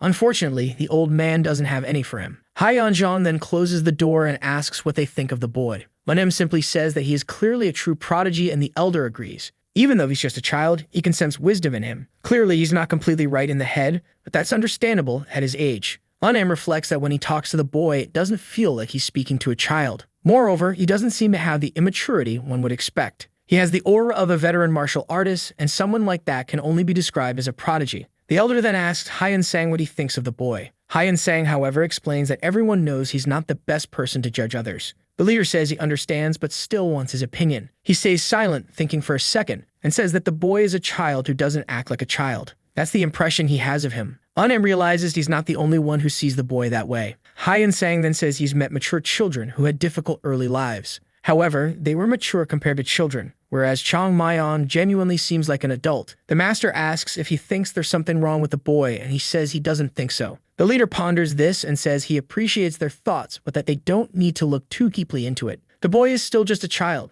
so that's how they'll see him. Their goal here is to help everyone reach their potential and correct any flaws. The two acknowledge the leader, saying they understand. He then asks Unam how the repairs are going. Unam explains that since it's hard to bring things up the mountain, they're having to collect the trees from there. The problem is that it will take time to cut everything and then dry the wood. Jong asks if he has any objections to using all the money on these superficial things, and Unam immediately says no. The leader then says he hopes everyone understands that Mount Hua must be reborn. They will rebuild the sect's appearance as well as its martial arts. Wanam agrees, saying that's a very wise decision. He then asks Sang to understand the new martial arts books as quickly as possible so that they can be used. He also requests that he be extremely careful, as there can be no mistakes in what the boys will learn. Song just assures him that he personally guarantees it won't happen. Jong thanks him, saying he trusts both of them. However, Song is a bit hesitant. He's not sure if he should tell the leader that those books are too new for something that's supposed to be hundreds of years old. Not to mention that some of them had a bit of ink recently spilled on them, so it seems like someone rewrote them. But maybe he's just being paranoid because the content clearly had no malicious intent.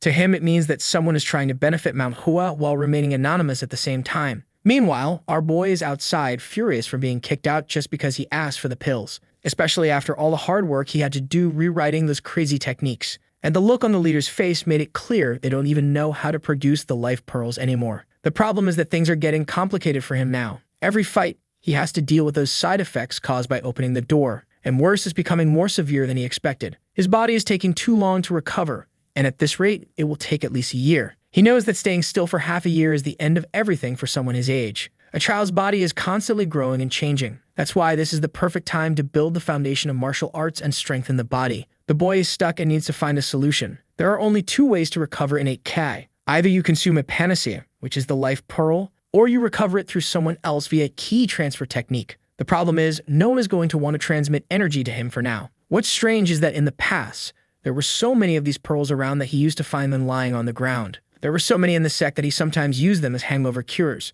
The rascal starts gesturing, pretending to pour a drink, saying that speaking of which, he misses something like that. Then he pauses for a second. He thinks about the hangover and suddenly seems to remember something. He knew exactly where he could get a remedy like that. Immediately, he runs through the forest, saying he's sure it's still there. Being an idiot sometimes has its uses. A while later, he's looking up at a giant mountain. It was the highest and most dangerous peak in all of Manhwa. And the worst part is that the place he's looking for is right in the heart of it all. A cave that even among all the disciples, he was the only one who knew about. Back in the day, he hid there when he was running away from the leader, and it really helped a lot. It was the perfect place to drink without anyone finding him, which makes him wonder why they let him stay in the sect instead of kicking him out when he was younger. But that's not important right now. He needed to climb it and find that panacea. In his past life, he could have reached it with 2 jumps, but that's impossible with his body. So he leaves and comes back with a rope. He heads up the mountain convinced that descending is better than climbing. Of course, there's the small danger that he could just fall and die. But he's determined, saying you only live once. Or technically, he's living twice. The rope is tied to a tree and the climbing mission begins. The simple reason training is forbidden here is the deadly fall. There's barely anywhere to put your feet or hold on. The poor guy slips at this moment and starts free falling. He's scared, saying he's going to die. But when the rope reaches its limit, his body is pulled upward. At least he's glad he tied a decent knot. However, now he's swinging toward the mountain. He concentrates energy in his hand and slams it into the mountain as he swings back. But the bone in his arm breaks. Still, he manages to activate the adhesion seal, which makes him stick to the rock. The obvious problem now is that one of his arms is broken, but at least he could see the entrance to the hideout. He could reach it if he released the adhesion seal and used a bit of momentum. He steps, starts swinging back and forth, and after a few swings, he's ready to leap. But the rope snaps right then. Once again, he has to activate the adhesion seal, but the bones in his hands start to break. He keeps slipping, hitting the wall, and almost falling out. Barely he hangs on and manages to pull himself up into the cave. He's already cursing, saying it's a lie that he was the master of the fluorescent blade. As he enters the cave, he sees everything covered. He approaches and pulls it away. The boy had even left a lamp here, which apparently never goes out, He opens the chest, and inside it, there's another chest that he hopes contains what he's looking for, the life-replenishing pills. As soon as he begins to open it, energy flows through his body. It felt like countless cherry trees had blossomed in the cave. There were even some white pills, which were much rarer and more powerful. Our boy apologizes to the past Jangman, saying that at least he didn't steal a most expensive one. The first priority was to recover his vitality, and it would be even better if, in the process, he could increase his internal energy. Without hesitation, he pops the first one into his mouth, and it dissolves into his body. The energy spreads, and he starts to exhale, trying to stay focused. Little by little, everything that was trying to spread through his body begins to condense into a single grain. The problem is that it still needs to be further purified before it can be integrated into his energy core. After all, he wants to create the perfect body using only pure energy. That's why he's rejecting any impure energy. The small remaining fragments merge into the core. The pill shatters, his energy core begins to glow, and the entire cave turns blue. The pearls began to fall to the ground, and the boy was already soaring in his cultivation. His eyes turned blue, and the boy was transcending, already screaming. His hands were trembling, but after a while, he finally opened his eyes. His injuries and even his broken bones were regenerating, and his body was already feeling stronger than before. Using the full power of a pearl like this in such a young body had a much greater effect than he had imagined. Even the toxins were beginning to be expelled from his body. The only thing strange was that his heart was beating too fast. The excess energy was like waves destroying his body from the inside. And if it reached the energy core in his head, he could end up losing everything. He needed to stop this flow, but the energy wasn't diminishing. In a conversation with Jangman, he had asked if he was a devotee or a martial artist. Jangman explained that a martial artist seeks control and suppression, while devotees tend to let things happen at their natural pace. He had asked our boy how he would suppress the laws of the universe. If you tried to block a river, eventually the water would find another path. And that's why Jangman preferred to let things be, as they were meant to be. Humans are part of nature, just like any other animal. So why wouldn't they already have their fate in this universe?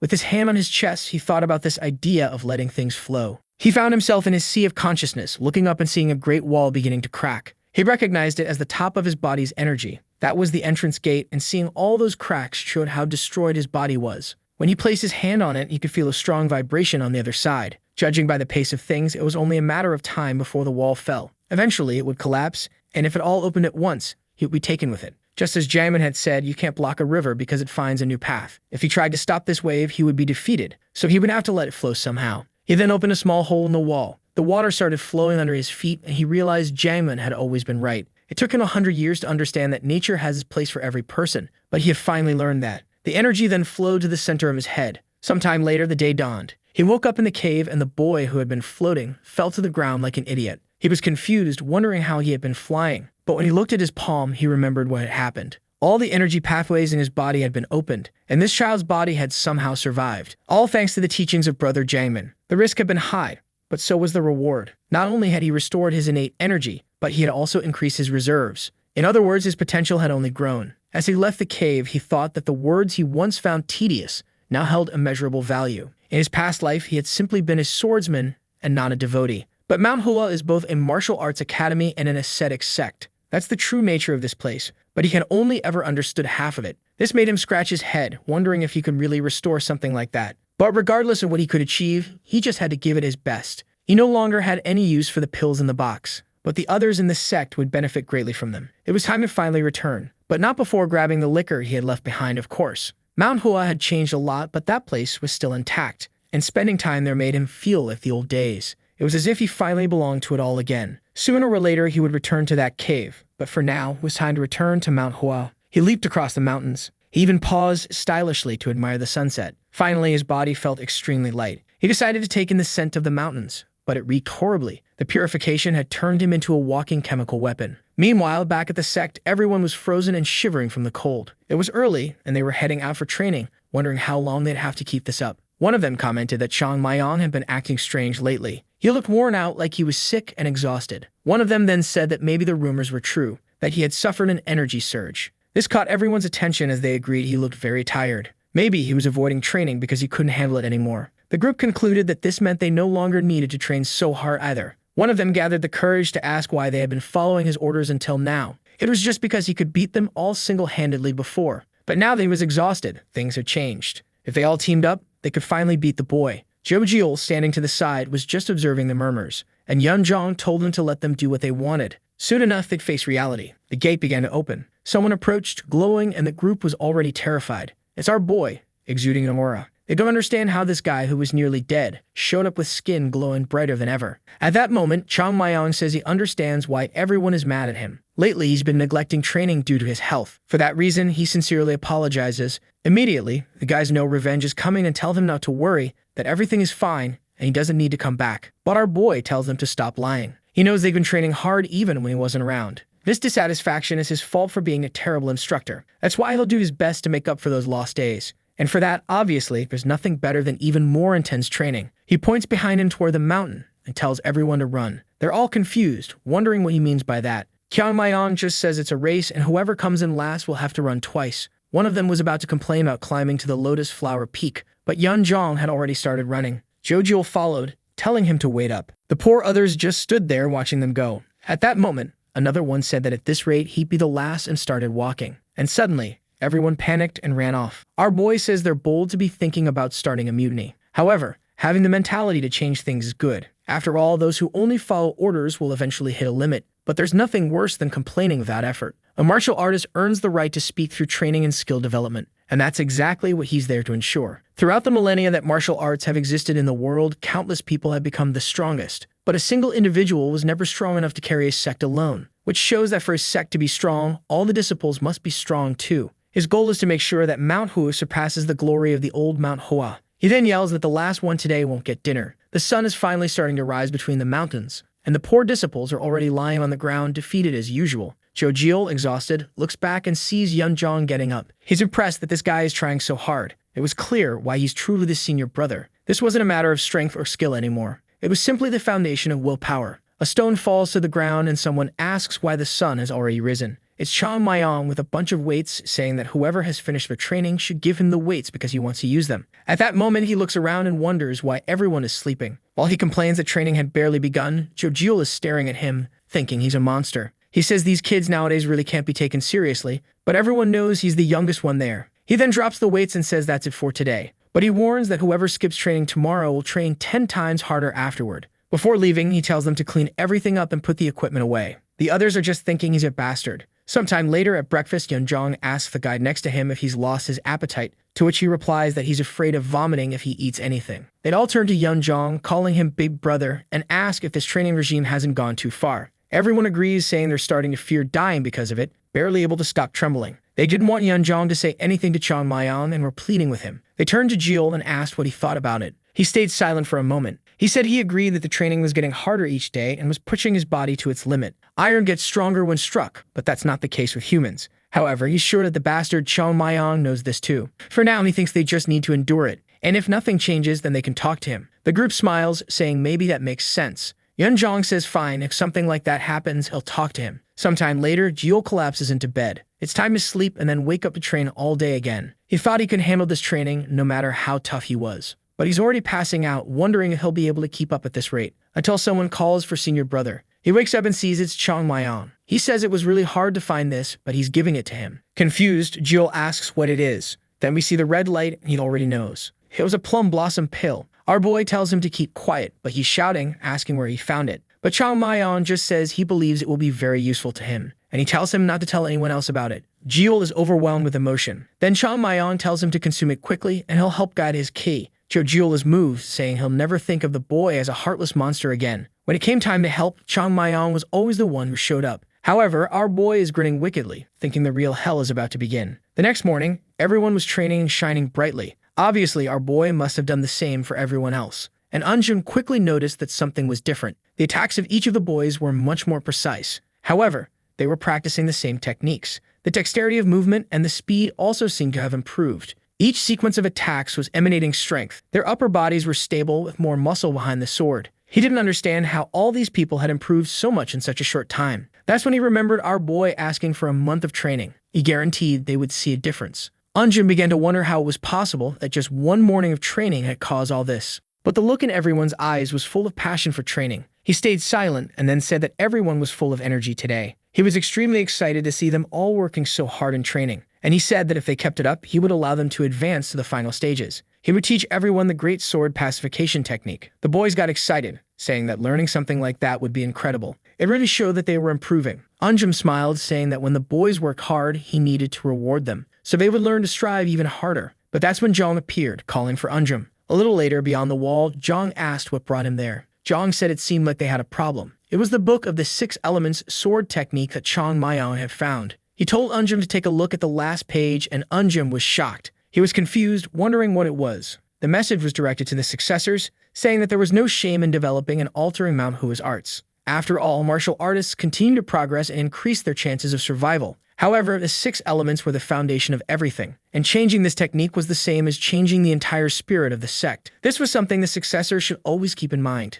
Eunjun knew that the 6 elements was the technique that had kept Manhwa alive for all these generations. Just as a novice learns to hold a sword, all martial artists learn the 6 elements technique. He then asked Jong if they were really going to teach something like that again. It was a technique that took a long time for a disciple to learn, which is why a new one was developed. Jong said he agreed with that, and that's exactly why he was there, as he knew it was Manhwa's wish to reorganize the 6 elements technique and make the true technique easier to learn. However, they also needed to pay attention to the words of those who came before them. The trainer thought that something like this was actually much more important to consider. That's because the words of those who came before indicate the path those in the future should take. This is the foundation of learning, so they couldn't ignore such a clear warning. That's why the leader came to get the trainer's opinion. He thought about the options of following tradition or pursuing change. After a while, he said that the reason they created this 6 elements technique was because they had little time on their hands. They didn't know when Manhwa would come to an end, so they decided to speed up the process for beginners. After all, it was pointless to try to build a foundation when there was no future. The question he wanted to know then was whether the leader now saw a future for Manhwa. Jong stayed silent for a second, pondering that future. The situation had improved a lot, but they still had a myriad of problems. He then said that it wasn't a very difficult question, and that's why he hoped Eunjun understood that he didn't have a clear answer. Jong said that if that's the case, he was against restoring the 6 elements. The leader then asked why. Jong looked back and said the reason would be a tough one. The technique they created might have originated from the original, but it was completely different. The 6 elements is a slow but steady art that tries to gradually overwhelm the opponent, whereas the new technique is extremely fast, agile, and fluid. The kids learned quickly and had already accepted all the principles of the new technique. and trying to change the original path now could mean that in the future, they wouldn't master either of the two. Besides, the original technique required extremely stable legs and a lot of focus, and he thought it was too late for that. The leader asked him to repeat that, and he said the kids needed stable legs. That's when he noticed something and looked back. Seeing the boys' stances, he realized they had the legs necessary to master that technique. Zhang said it seemed like Unjum had been training them very well. However, he was confused because he had never trained them in anything like that. Then he looked to the side and saw Chang Mayong scratching his nose, and he began to wonder if this was that kid's doing. He then asked the leader for permission, saying he wanted to get one of the boys' opinions. He called for our boy, who was startled. Unjum told him to come over as he had something to ask, and Chang Mayong agreed. Unjum asked him which option was better, reaching the highest possible point slowly or reaching the destination quickly, which was the right path for Manhwa to take. The protagonist pointed upward and said the right answer was always to aim for the highest point. Unjum asked why, and our boy said it's because this is the Manhwa sect. Zhang seemed impressed. The boy carried all the pride of this sect's history, and to think that the ideal that existed in this place long ago came from the mouth of the youngest one. Chang Mayong said that if it were any other sect, the second option would be correct, but in the case of Manhwa, it's a different reality. The only way to restore the honor and glory of the past was to not compromise the future in any way. Zhang was impressed that the boys seemed to understand the meaning behind Ong's words. The leader asked if this was just because they were Manhwa, and our boy said that's what he thought at least. They exchanged glances and told him it was fine and he could return to his position. As our boy left, they talked among themselves, saying it was embarrassing. They never expected to hear words like that from a child. The only reason he gave was that they were in Manhwa sect. Unjum said that something like that was only possible for him to say because he was still a child. His goals and ideals hadn't yet been tainted by reality, and although it was difficult, he didn't want to embarrass himself in front of that child. That simple conversation, however, would lead them to make a difficult decision. Choosing the fundamental technique of a sect was extremely important because it defined the future of the entire sect. He then told Unjum to pay attention as he was about to make a decree as the leader of Manhwa. From now on, this would change. They would abandon the alterations they had made and return to using the 6 elements technique. Not only that, but they would also incorporate all the techniques left by their ancestors. And as the teacher of the third-year students, he had a crucial role in all of this. They couldn't continue to accept being a powerless sect forever. As long as this place was Manhwa, they should be striving to become the strongest. That was the duty and goal of everyone who belonged to this sect. Furthermore, those children were the future. Perhaps because of this choice, he wouldn't see any significant changes in this generation. However, when these boys became the leaders of this place, the sect would return to its former prominence. While they pondered all of this, Chang Mayong was muttering that they were pathetic. Why did these idiots dare to ask him something like that? He had put the food in their mouths, and they were still asking how to chew it. It seemed like there was no hope of them ever getting anything right. Whatever they were doing, they were probably doing it wrong. It was time for him to visit Hua's prefecture, because they were surely making a mess of that place too. He shouted for everyone to hear that the sect was a mess without him. After years of hardship, the sect was finally at peace. The biggest problem, which was financial, had been resolved, and the old techniques had been reestablished to ensure the sect's future. Everyone was happy and the place was filled with laughter. But for our boy, peace was far from reality. The city was a complete mess. Sitting on a crate, he asked Zhou Jiul if he was really the son of a merchant family. Zhou Jiul said yes, and our boy asked him what it was like to run a big business on this continent. Zhou Jiul said it wasn't a big business, just a small shop. Our boy said that as an only son, Zhou Jiul must know some secret or something going on there. Zhou Jiul looked confused, wondering what he was talking about. Our boy told him to forget it. They both looked back, and our boy asked why the place was in such chaos. His friend said it was because of the previous owners of that place. Even though they were bandits, they treated the employees well, and when they left, everyone disappeared. Or rather, you could say they brought a bunch of family members,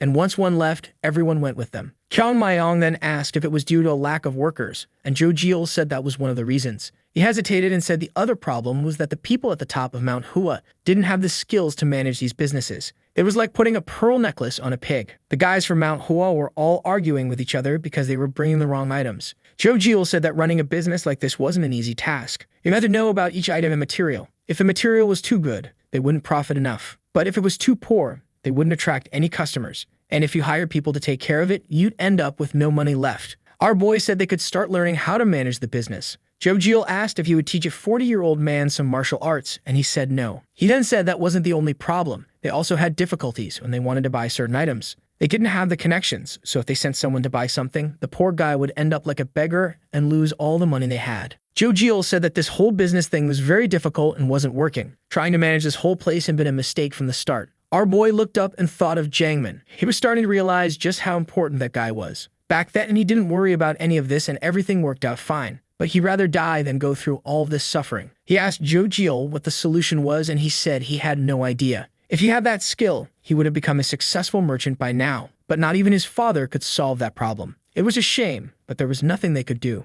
To run a business like that, you either needed to have most of the items or a background full of connections. It would be nice if Elder Huang were in better financial shape. Confused, Zhang Maiyang asked who that was. Jojiel explained that Huang was a great merchant, a kind of magnate who traded with the entire state of Shaanxi. In the past, he was one of Manhua's sponsors, and it was his support that prevented the total collapse of the sect. The protagonist asked why he sponsored them, considering there weren't any decent martial artists there. He saw Jojiel making a face and asked what was wrong. Jojiel said it was nothing and just mentioned that Huang sponsored several sects, and that if he were around, he would surely give them plenty of advice on how to manage everything. Our boy said the problem was solved then, since they just had to go and ask him for help. But unfortunately, it wasn't going to be that easy. Huang had been bedridden for over a year due to a coma. At that moment, Zhang Maiyang sat down, realizing it really wasn't going to be easy. Suddenly, someone was calling for our boy. It was Yunem, and he asked what was going on. He approached the two and said there was a task. He would have to return to the mountain, and our boy asked why. Climbing that mountain was incredibly difficult, and he was sure there were stronger and better prepared brothers. He was the youngest here with weak thigh and shorter legs. Anam, however, told him to stop stalling because he was also the one with the least to do. Our boy said he had just been sweeping the whole courtyard, for goodness sake. But seeing the broken broom, he quickly asked what the task was. Anam explained that he had to deliver a letter to the finance office, and it was extremely important. It was from the Yunha Exchange Company, so he had better not lose it. Jojiel warned our boy that the Yunha Exchange Company belonged to Master Huang. He then grabbed the letter and said it would be delivered as quickly as possible. A little while later, in the mountains, he looked to the side and pulled out the letter. A letter from the famous Master Huang of negotiations, or probably from one of his employees, since Huang wasn't conscious to speak, for that matter. He saw the seal and gave a small smile. He knew what he was about to do was wrong, but he apologized to Jiangmen in advance. The message said it was only for the sect leader's eyes, but our boy was curious about what kind of message someone bedridden was trying to send. He was sure they'd appreciate a little help from him. He opened it and took a look. The letter started by getting straight to the point.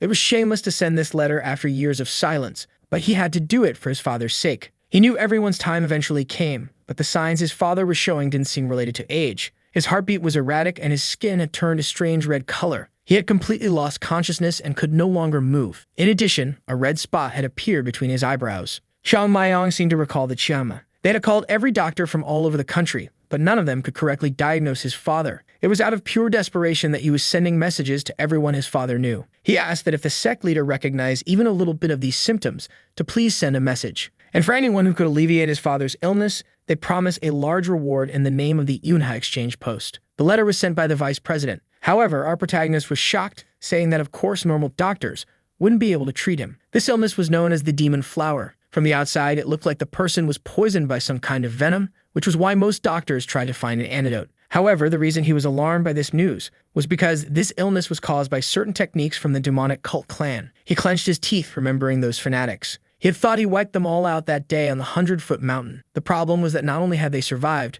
but it seemed like they were once again planning to bring destruction to the world. What he didn't understand was why those damn people had something against Manhwa. Every time they got in his way, the country was enormous. So why did they have to mess with one of the people who had helped them? But it was undeniable that this was a problem. He couldn't confirm anything without seeing it in person, so it looked like he would have to visit this guy. Besides, his eyes had already lit up since they mentioned a large reward. According to Jojiel, the Yonghai Exchange Group was extremely wealthy. The advantage he had was that few people knew about this nowadays. The universe really worked in mysterious ways. Some of those demons seemed to have survived the war. He feared that some of these survivors might see this letter. Immediately, he took off running, saying he couldn't let something like this happen. No one in this world could steal the reward he deserved. And for the money, or rather for the good of the sect, he was going to go cure this man right now. Night fell, and the others were heading back to the sect, exhausted. That's when someone called out for Yunzhang. It was Jojiel, looking all worried. However, the senior didn't understand, wondering why each day his friend seemed to be going crazier. But Jojiel shouted that it was an emergency. It was something else Zhang Maiyang had gotten up to. There wasn't time to explain, so he told him to just follow. When they opened the room, it was completely empty. Immediately, Yunzhang wanted to know where that boy had gone this time.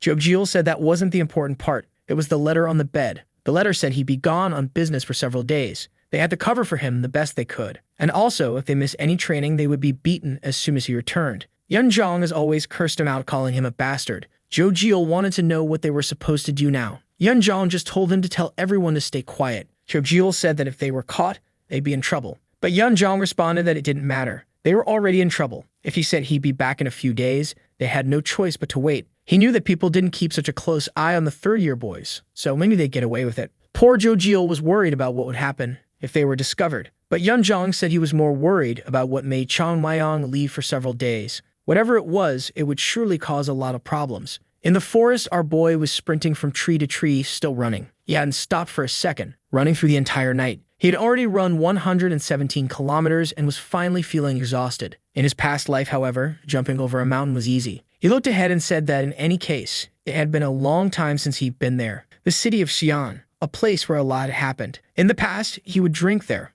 always in high spirits, thinking it was the best. He was the number 2 in the sect and loved walking around there because no one bothered him. He was already a little drunk and ended up bumping into a guy beside him. The bottle slipped out of his hand, falling to the ground, and the man turned, asking if he had no manners. He told him to apologize since he had been the one to bump into him. But when the man saw that he was from Manhwa, he said he smelled something rotten. Obviously, Xiaoming wasn't at all pleased by that. The drink continued to spill from the bottle, and in silence, he told his men to get ready. The man was confused and started laughing. He said he already knew they were a bunch of thugs, but he hadn't expected that they would also have no manners. He had seen many masters like him roaming the city, but in the end, they always ended up getting beaten. Besides, it was ridiculous for him to come all the way from Mount Hua just to cause trouble in the city of Xi'an. So the man warned that if Chang Mayong wanted, he could teach him a lesson about what happens when you step into someone else's territory. At that moment, Chang Mayong sobered up immediately. He approached the bottle and gave it an upward heel kick. The man glanced, and it was over before he even knew it. A tap on the neck for each of the 3. They took the hit. Chang Mayong grabbed the drink, and the poor guys were wrecked. Mount Hua sect and the Southern Edge sect had always been arch rivals. You could ask why they were rivals, but you could also reverse the question and ask why they wouldn't be. It starts with the fact that it's difficult for 2 strong sects to exist so close to each other, especially considering that both use sword techniques, which made them even more competitive. Constantly, the question of who was the stronger sect would arise. Because of this, many Mount Hua disciples avoided going to the city of Xi'an. Of course, going there with that smug smile was always the exception. It was the perfect place to escape the Elder's eyes, have fun, and drink plenty. He was never the one to start the fights with the Southern Edge guys, and every time they got beaten up, it was because they provoked him first. Naturally, the pile of bodies started stacking up. Eventually, he had to admit that those guys had a certain tenacity. No matter how many times they got beaten, they always came back. Perhaps it was that tenacity that led the Southern Edge to their current position. The conclusion of all this is that he's guaranteed to have problems if he runs into them again around here. However, since he's him, he's sure he'll be fine. Besides, the people around here probably don't even know him, so there shouldn't be any trouble. The scene shifts to a doctor checking Juan's pulse. The doctor let go of his hand and said, unfortunately, there was nothing they could do. Jiangwei thanked him and asked if it was really his father's fate to die this way. The doctor beside him said that the Tang family prided themselves on their knowledge of poisons, but unfortunately, he had no idea what was affecting his father. The son asked what it could be, and the doctor said that despite the symptoms, it didn't seem to be a type of poison. In his opinion, there was something more behind these symptoms. Jiangwei grabbed the doctor's shoulder and asked if it might have been some type of food. He then noticed the doctor hesitate and removed his hand. He apologized, saying he acted out of frustration. The doctor said he understood and was saddened that he couldn't help. Alone in the room, Jiangwei wondered what options were left. His father's health was getting worse day by day. He couldn't do anything for him, even with all the money they had. His father had always been generous to those with little, but now he was about to meet his end because of an unknown illness. Someone then called for the vice president and asked to enter. There was an elder from the Southern Edge sect named Maxian Jai. He said he was sorry to say it, but it was time to face reality. The only way to save Wang was with a Taoist ritual. The son said he understood the concern but didn't want to use that method just yet. However, Muxeng says that it's not every day you can have the Taoist ritual performed by him. But John Wee says he'll wait for the responses to all the letters he sent before making a decision. Clearly, the guy from the south isn't happy about that. And he says that all the work he's doing is utterly pointless. Zhang Wei is losing his patience with these provocations, but he has to endure all these impertinences. That's because Moksung is one of the elders of the Southern Edge sect. They've long been part of the 10 major sects, and lately, their name has been spreading across the country. Some even say that within a few generations, they could be the greatest sword sect. And that's why, as the vice president of a trading company, it's difficult for him to oppose someone like that. He's sure that this guy will demand a fortune for this so-called ritual. It's not even about the money he cares about. If it were to save his father's life, he'd give up everything he owns. However, he's certain that if the Southern sect really had the solution to the problem, they would first cure him and then ask for the money directly from his father, which shows that they have some other motive behind all this. But Mokshung says there's no other way. If even the best doctors haven't found the solution, it's impossible for him to be cured. Just then, someone calls for the vice president. He appears and asks what's going on. The man informs him that a messenger has arrived from Mount Hua. Zhang Wei is confused because the letter to Mount Hua was the last one sent, so why were they the first to arrive? Mokshan, however, asks what someone from that failing sect is doing there. He warns Zhang Wei that there must be a trick up their sleeve, so he better be careful. He puts a hand on the man and says that going to talk to this person is a waste of time. How could the most insignificant sect of today cure his father's illness? However, Zhang Wei says they came from afar to offer assistance, so it would be impolite not to receive them. Mokshan just watches and says, "All right then." In the corridors, the servant informs that the person is still at the gate. Zhang Wei says that leaving the person at the gate was discourteous. The servant tries to explain that the situation is unusual, but he cuts him off, saying that's enough, they'll go meet this person right away. He arrives at the gate, opens it, and immediately apologizes for keeping him waiting outside. He introduces himself as Zhang Wei, the vice president of the place. The person says it's fine since he's not there for courtesies. Zhang Wei notices that the person had a very casual demeanor, and when he stands up, Zhang Wei is startled. It was our boy, calmly cleaning his ears. He's a bit confused, and the young man blows on his pinky finger. Zhang Wei then wants to know when the rest of the delegation would arrive. But Chang Maiyang simply says he came alone, and Zhang Wei is already breaking into a cold sweat.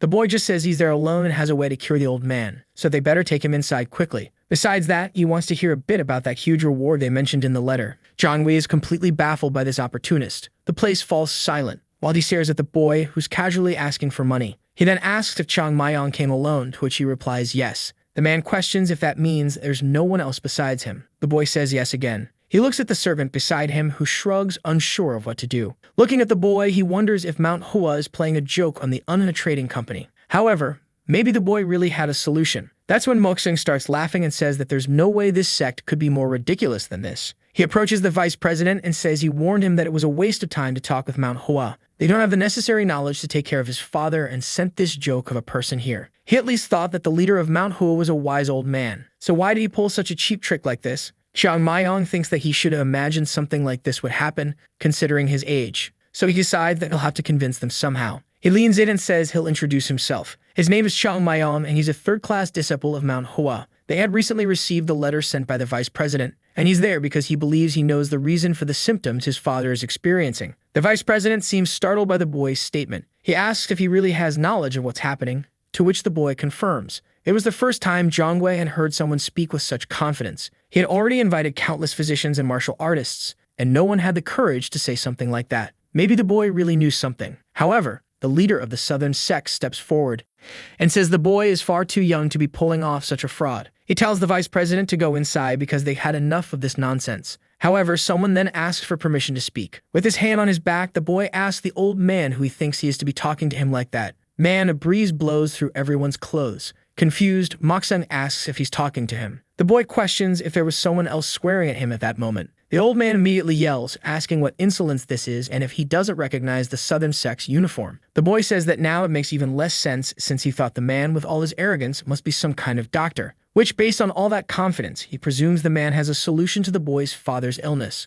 Moksung stares at the boy and remains silent for a moment. Then he says that Master Huan became ill because he strayed from the virtuous path, and the only way to cure this is with a Taoist ritual that will calm the wrath of the heavens. Qiao Maiyang says that sounds very convincing, but if it were a Taoist ritual, they should have called the Wading sect or the Kunlun sect. After all, that's not the specialty of the Southern Edge sect. Neither Mount Hua nor the Southern Edge sect should be performing such a ritual. He turns to Zhang Wei and asks if he doesn't agree that his father should be treated by an expert. Zhang Wei is left speechless by the boy's knowledge. And Moksung immediately gets in the boy's face, asking how he dares to speak like that to an elder of a sect. However, Chang Maiyang doesn't seem to care, and the old man is seething with rage. He then asks the vice president if he's just going to stand there and do nothing, not expelling this child immediately. But he remains silent. Then he tells Moksung that this is not the Southern sect, as he is merely a guest of the Anna trading company. In that place, he decides how guests are treated. He addresses the boy as young master and asks if he could answer a few questions. The boy agrees, and he then asks him to explain more about these symptoms he claims to recognize.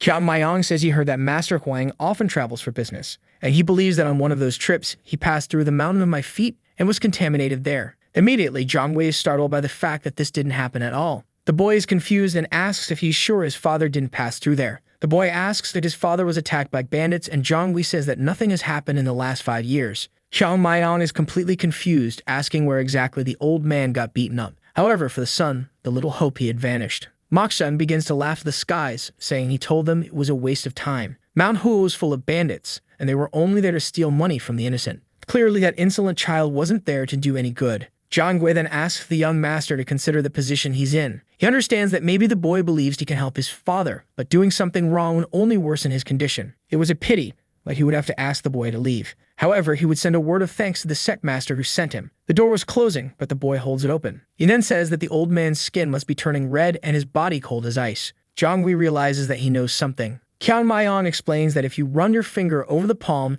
it starts to change color. Also, before falling into a coma, he must have experienced a lot of chills, and some black marks appeared on the back of his neck in between his eyebrows. Zhang Gui immediately pulls the door open and asks how he knows that. Our boy smiles and asks if he can continue. He feels proud as the man tells him to come in, apologizing. However, Mokshan wants to know why he's allowing a Charlin to do something like this. That information wouldn't help at all, but Zhang Gui asks if he knows anything about it, because apparently, he had no way to cure his father. Mokshan is left speechless, and Zhang Gui says it ends here. He no longer wanted the involvement of the Southern Sect in his father's recovery, and if he insisted, a letter would be sent directly to the official of the Southern Sect. Zhang Gui stands there with a sly smile. With that, Mokshan leaves. A little later, the boy pulls back the blanket and sees the old man all red and in terrible shape. Even for him, the condition was much worse than he imagined. He already suspected it was this illness, but not that it had progressed so much. It would be extremely difficult for an old man to survive a year with this disease. He then takes his wrist and begins to use his energy. It travels through the arm, and the boy realizes it was the work of an amateur. Zhang Gui then asks if there's no way to save his father. The boy says that curing him wouldn't be that difficult. Poor Zhang Gui was so disillusioned that he thought the boy said there was no solution. Then he snaps back to reality and realizes the boy said it wouldn't be difficult. And the boy repeats himself to make sure he understands. At that moment, he had delayed the symptoms, so at least his father was no longer in immediate danger of death. In an instant, the black mark on his forehead disappears. Zhang Gui is in disbelief, but the boy says he will need some preparations to cure everything. The son immediately asks what those preparations are. The boy says that first, he wants a nice breakfast. A while later, he's already eaten a lot, and Zhang Gui is still asking what the real preparations are. The boy keeps eating, saying it's nothing special. It was a treatment that required a lot of energy, so he needed to eat plenty before performing it. And indeed, the cook at that place was very talented. Zhang Gui was starting to question whether he could really trust this kid. But after seeing what he did, he could only put his faith in him. Then our boy says that actually his father's condition isn't even the biggest problem. The real question is why he got sick in the first place. And to find that out, he needs a few things to be answered. He then asks who the person closest to his father is. Of all those who serve or accompany him on his travels, who is the person that never leaves his side? Zhang Gui asks why he wants to know. The boy simply says it's related to the treatment. Zhang Gui says that aside from himself, it's hard to be certain, since his father has several assistants and servants. There are at least 5 people who fit that description. Zhang Gui then says that it won't be so easy to find out. Zhang Gui is confused and wants to know why this matters. Our boy then says that he thinks Zhang Gui must have already imagined it. The condition his father is in indicates that he wasn't attacked by a stranger. In other words, someone close to him poisoned him. Immediately, Zhang Gui stands up and says he won't allow such slander. At the Anna trading company, they were like family, and everyone respected his father. The boy simply says that maybe he's right, which means if his judgment is wrong, he'll just feel relieved. He picks his teeth, telling him not to worry that the investigation will reveal everything. His theory is that someone with very limited abilities was placing demonic Kai into the old man day by day, little by little. At first, it had no effect until the necessary amount accumulated, and then he started to worsen. Zhang Gui asks how he plans to conduct such an investigation. Our boy says he's just going to ask a few people and the vice president can stand by and watch. But he guarantees things will get very interesting very soon. He then changes his mind and says there's actually one little thing he can do. With his hand on his chest, Zhang Gui says to just ask. The boy grabs the bottle and says he wants another bottle of Yantai liquor. The scene shifts to Mokshan. The old man is even breaking his chopsticks out of anger. He says he's encountered a Dan Brad who carries the same name as that other Dan one. The former, known as the master of the fluorescent blade. The boy talking to him is Isong Beck, who asks if he's referring to the former legendary swordsman. The old man slams the table, asking what's this business about legendary. He says you can't use a title like that for that damned bandit. Isong Beck knows that Mokshan always gets irritated at any mention of Manhwa. It's been 100 years since the master of the fluorescent blade died and still people talk about him. This makes him wonder if the guy was really as strong as the legends say. So he tells Mokshan to pay no attention to this kid. However, Mokshan responds that it's impossible to forget that Dan boy who kept making false promises. Isong Beck simply says the boy is bluffing, so nothing will come of it. But Mokshan has already heard that Master Huang's condition has improved. That's when Isong Beck understands the elder's concern. Huang never forgets a favor, and that means if the boy helps him, all of Mount Hua will be helped. And that was something they from the Southern Edge sect couldn't let happen. He then tells the elder that if he wants, that could make the boy leave the city. It would be wrong for the elder himself to expel the boy, but second-class disciples wouldn't have any problem with it. Besides, no one would think much of a little fight between the people of the southern sect and Manhwa. The elder says they could be accused of beating up a little kid from Manhwa, but Isong-Bake says that everyone already knows about the rivalry between the two sects, so it wouldn't be that strange. They could ask for a small friendly duel, and maybe things would go wrong. This was the perfect chance, especially since the tournament between the southern sect and Manhwa was approaching. Mok-Sung slams the table and says he understands the logic, but cannot allow something like that to happen. The boy was just a third-class disciple, and it would be a disgrace for the southern sect to challenge someone like him. What would the rest of the world think if they saw them harming a child from a fallen sect? Isong-Bak says, "All right then, if the master says so, I'll understand that I don't have permission." He stands up and says that if any of the disciples foolishly lay a hand on the boy, they'll receive the proper punishment. Mok-Sung agrees, saying that he will certainly punish anyone who lays a finger on the boy. However, Isong-Bake isn't stupid, and he already knows this is all just a pretense.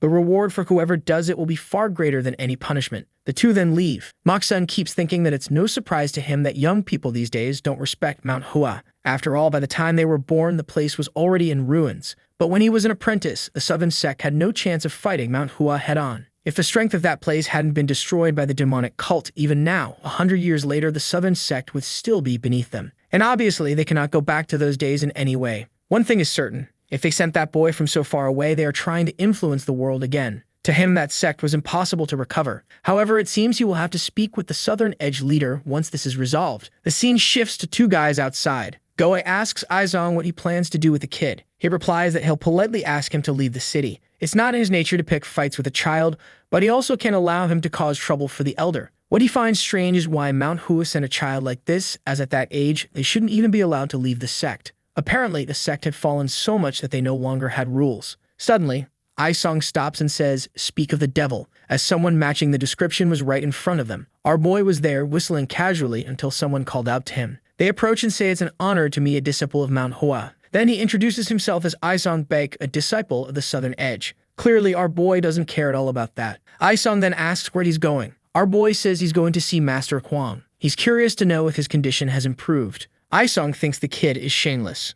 What was that child thinking of doing when none of the best doctors had found a solution? He then asked our boy if he has a minute. Isong wants to know what it is, and the boy says he won't beat around the bush. As everyone knows, the Southern Sect and Manhwa have always competed with each other, and the big challenge is coming. Kang Mayong, however, says he's never heard of that since he's just recently joined the sect. Isong thinks, now it's explained. It's because he doesn't know about this enmity that he has the courage to be so brazen. He then says that experiencing the martial arts of Manhwa firsthand would be extremely valuable for his training, and he asks what the boy thinks about that. Could the boy demonstrate Manhwa's famous swordsmanship? Isong is sure the boy will refuse. As brazen as the boy is, he would realize he doesn't stand a chance and would end up getting beaten. However, our boy, straight-faced like Lloyd Frontier, asks if he wants a fight. Isong is thrown off by the audacity of the damn cheeky kid. He tries to explain that it's not a fight, but rather a friendly contest. However, our boy says that from what he understood, the guy wants a fight. Unfortunately for him, the boy never turns down a fight, but he has to remember that he was the one who asked for it. Sometime later, they are facing each other in the arena.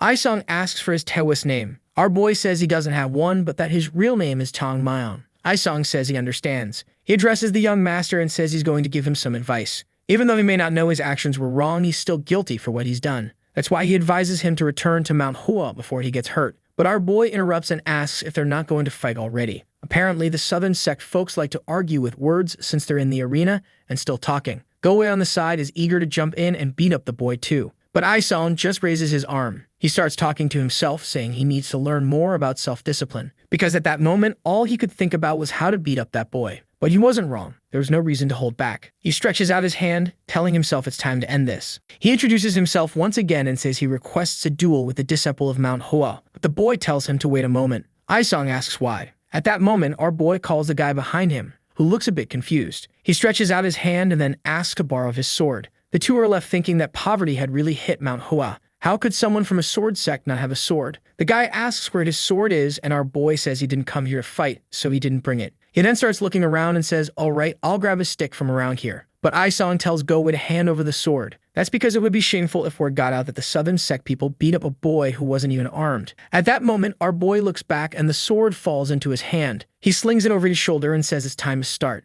Isong asks if he's not going to draw the sword from its sheath, and our boy says he doesn't want to kill him. Poor Isong is losing his patience. He says that every time this damn boy speaks, he forgets the inner peace he's been cultivating. He's certain the boy won't change unless he inflicts some serious damage. He then tells Chong Mayong that he's going to take this seriously because when he regrets it, it will be too late. Our boy tells him to come on because he doesn't have all day. Isong then assumes his stance and jumps toward the boy, tearing up the entire floor. Our boy was just watching as Isong came in for a strike, but he simply places the blade alongside his arm and defends himself. However, the boy lost his balance. At that moment, Isong steps on the ground again and jumps toward him. Our boy ends up having to defend himself. He's confused because it's more difficult than he expected. Smoke is rising in the arena, and Go-Wee notices that Isong is really angry. He doesn't know how this fight will end in a friendly way, but that kid kind of deserved it for provoking them so much. To him, the boy should just give up already since he's at least holding out a little bit. After all, by now, he must be reaching his limit. He's sure Isong could finish it whenever he wants. But then there would be the rumor they beat up a child. That's why he's holding back his attacks so the boy can survive. It was truly generous of the young master. Once again,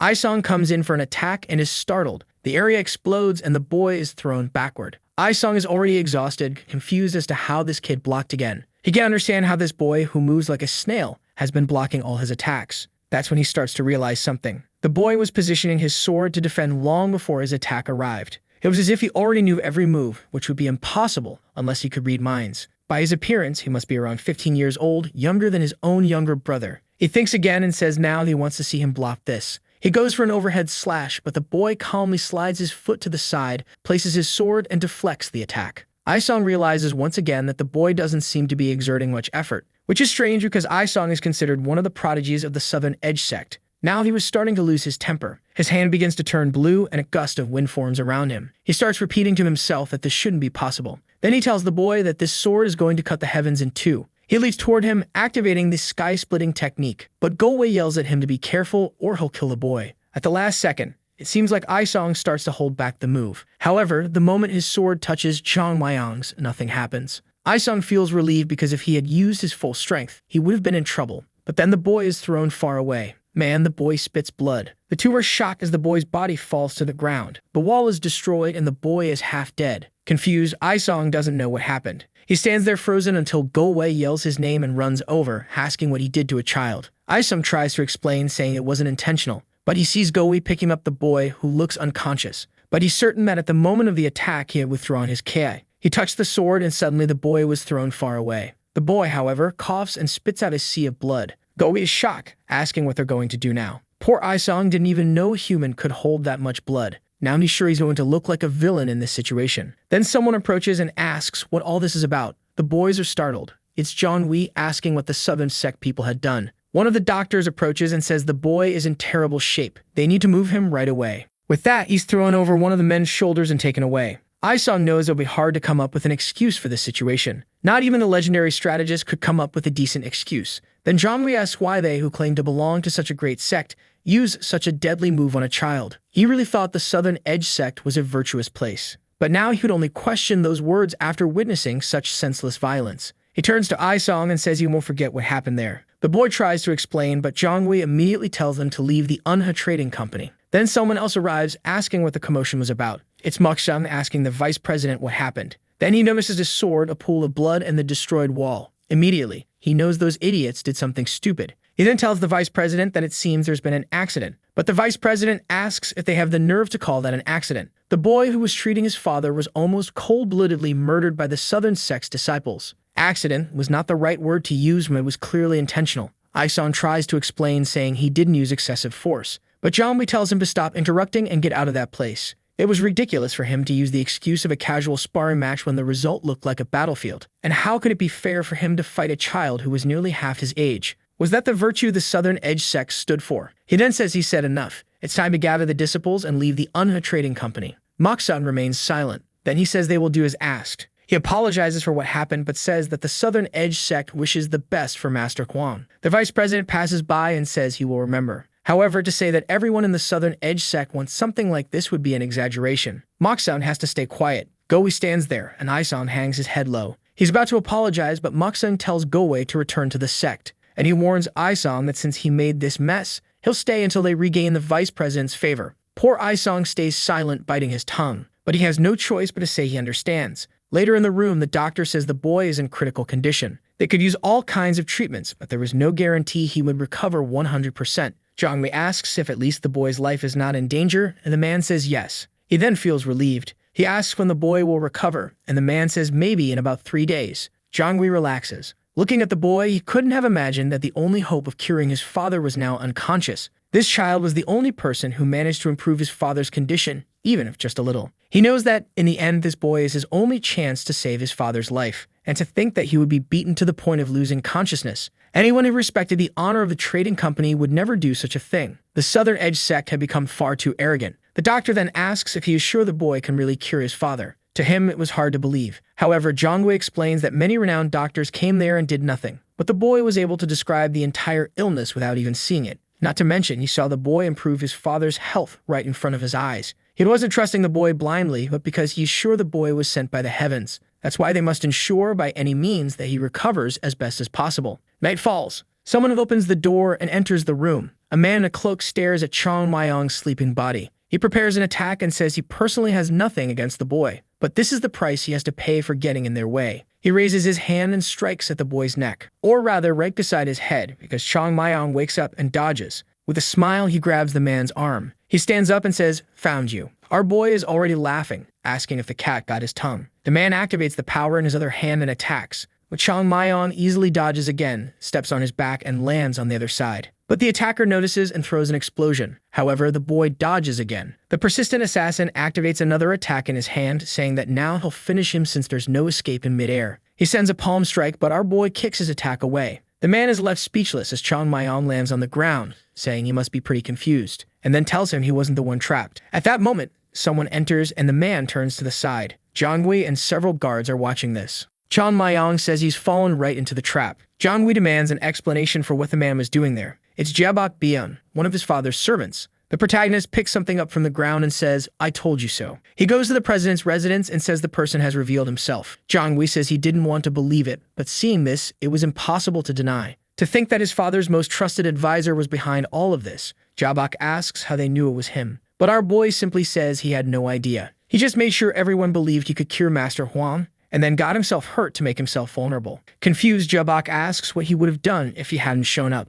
But Chong Mayong replies that he had no choice. If he died that night, all the blame would fall on the Southern Edge sect. Jabok says, "So you're plotting with those bastards?" But our boy just says he's wrong again. He would have found another way to get hurt, but luckily, they called him for that duel. Jabok says he heard the boy had internal injuries and was in critical condition. But our boy just says tricking a local doctor isn't that hard. Then he says Jabok seems to have a lot of questions, but they're not there to satisfy his curiosity. All he needs to know is that he fell into the trap and was caught as someone trying to kill Master Huang. Jabok stops and starts laughing at the sky. Everyone is confused by the madman's laughter. He asks how his attempt to kill the boy would show that he wanted to kill Master Huang. Zhongli asks, confused, what he's talking about. Jabok says Master Huang means the world to him. The vice president asks then why was he trying to kill the boy? The assassin responds that he's sure the boy is trying to deceive everyone there. Even the masters couldn't cure the old man, so how could this boy do anything? Zhongwei, however, says if he really had doubts, he would try to convince him, not kill him. But Jabok retorts, saying the vice president has lost touch with reality and wouldn't believe him. Killing the boy was the only way to make him wake up to the truth. Our boy says all of this is just a bunch of blah, blah, blah, and asks if he really has to listen to such pathetic excuses. He then starts to approach. He activates his aura in his fist and heads toward Jabok, saying it's time to end this. Jabok counters with an aura slash, but our boy throws his arm into the slash, which hits his hand. He then falls to the ground and raises his arm, telling everyone to pay attention. His hand had the same color as the old man's with the curse. He then says that the technique is called the Crimson Demon Hand. Being poisoned by someone with full control over this technique would end anyone's life. Jabok's attack wasn't enough to kill him, but an ordinary person would certainly die. For anyone trained, slowly poisoning the old man without him noticing would be child's play. And Jabok was the only person who stayed by the old man's side all the time and had mastery of this technique. At that moment, John Wee yells to have him arrested. The men move in, and he says to use maximum force if necessary. Angry, Jabok says that his work was almost complete, but now everything had gone wrong because of a damn child. Meanwhile, nearby, Aisong is on some stairs. He remembers Muksung saying that since he made the mess, he would have to fix it. He knows very well that this is his punishment for everything he did. But at that moment, an explosion happens nearby. He's confused. It was Jabok using a demon palm strike. Chong Mayong says that Jabok is forcing him to get involved. He tells him to stop making excuses, because there will be time for that when he's in prison. All Jabok has to do now is take a little beating and pass out. but Jebok calls him insolent for thinking he's going to win this. However, our boy just says that actually he's out of this now. He looks to the side and says help is coming. He then calls for Chang Mayong and says that a great hero from the southern sect had arrived to save the day. Chang Mayong is a bit confused, but our boy tells him to be the hero already. Chang Mayong points to himself, wondering if they're talking about him. Our boy points with his mouth, telling him to look to the side. He sees Zhonghui's face and understands. That was the perfect opportunity for him to fix the mess he had made. If that's the case, he can't lose this chance and immediately jumps into action. He yells at Jebok to prepare to be punished by the sword of the southern sect. With that, he starts exchanging blows with Jebok. Our boy already celebrates, saying, finally it's over. But Zhonghui says they're still fighting, as far as he can see. However, Chang Mayong says it's impossible for a rookie to defeat someone who has been training for so long in the southern sect. Zhonghui says it's impossible since Jebok orchestrated the whole plan. But our boy says he just lowered his kai to curse his hand and show everyone. However, it's clear that Jebok's mastery is very low. Zhonghui says it seems Chang Mayong really is a martial arts master. The boy cheekily says, of course, and besides, I'm the most experienced of all the masters in the world. A little while later, he's sitting on the stairs yawning while the fight continues inside. He says it's been going on for an hour, and that he should have handled it himself. Finally, Jebok's body falls to the ground. Aisung is exhausted, but Seaver says that Baster has been defeated. Zhonghui thanks him and says he'll never forget the Southern Sect's help in this matter. With that, the boy collapses to the ground, expressing his gratitude. Our boy comes in, saying, finally. Meanwhile, Zhonghui can't understand what just happened. The problems that had plagued the place for the past year were resolved in 2 days by this boy. He can't understand if it was really that simple. Or rather, it was impossible to say it was simple since no one realized there was an infiltrator. To Zhonghui, it felt like some kind of veteran resided in the body of that young boy. He then asked Chang Mayong how he knew Bion was trying to harm his father, or at least why he thought Bion wanted his father dead. Our boy just says he has no idea. But the vice president says he orchestrated the whole plan, so he must have something in mind. But with a sly smile, Chang Mayong says he has no clue, he's just here for the reward. And obviously he knows that this merchant group is quite honest, so they won't try to bargain. But then Zhonghui says he forgot one small detail. The reward wasn't for catching the villain, but for helping his father recover, who was still sick. He wants to know if Chang Mayong can actually do that. Our boy smiles and says, of course. Zhonghui then says that if that's the case, he'll guarantee a reward for Manhwa, even if it costs the entire trading company. Our boy is shocked and grabs his hand. Zhonghui says there's no need to get so emotional, but the protagonist asks if he's joking. The old man is confused, and our boy starts complaining, saying that the reward is his, not the sect's. He came here, worked hard, so why would Manhwa get the reward? Zhonghui thinks this boy is stranger than he imagined. A little later, our boy knows that now he just has to cure the master. The plan has been perfect so far, and he had fun humiliating the Southern Sect.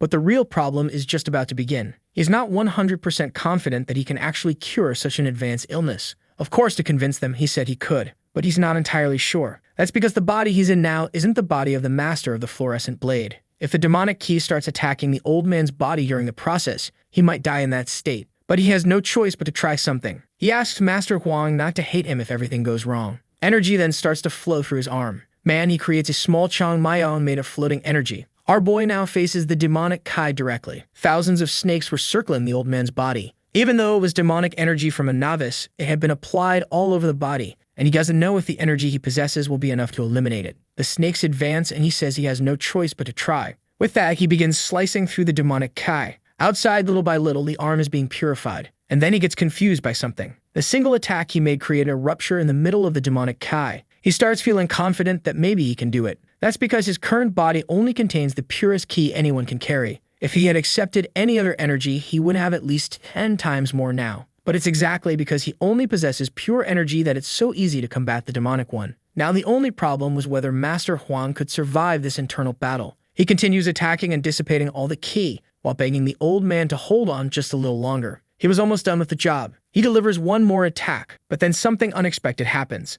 The snakes begin to flee from him. He wonders where they are going. When he opens his eyes, he sees the old man's body. The demonic Kai had all gathered in his head. Trying to cure the old man's head directly was much more risky. However, leaving him in this state wasn't a good option either. If he presses forward, the old man might die, but if he backs off, he will definitely die. The decision wasn't easy, but it had to be made. If these were the choices, he would take the direct route. With that, the spiritual energy moves directly toward the old man's head. However, what he does is use his own body to start pulling the energy into himself. His hand turns red and his entire body starts to crack. He pulled in too much demonic energy. He collapses to his knees, saying not to underestimate him. A master of the fluorescent blade couldn't die to something as idiotic as this. But his vision starts to blur. His consciousness begins to fade, and he clenches his fist, saying he won't pass out there. If he blacks out with all that ki floating in his body, he'll die for sure, especially considering that a child's body is much more vulnerable. He assumes his spiritual form within his own body, looks at the demonic ki, and tells it to come at him. The snakes attack once again, but he dodges, steps on them, and starts walking toward them. One slash, and he opens a rift through the middle of them. But once again, they come in to bite him and manage to trap him. But the head is dislodged, and he appears from within. However, he starts to wonder what's happening. The demonic ki in his body was moving much faster. He slashes another one, but realizes he can't keep track of their movements.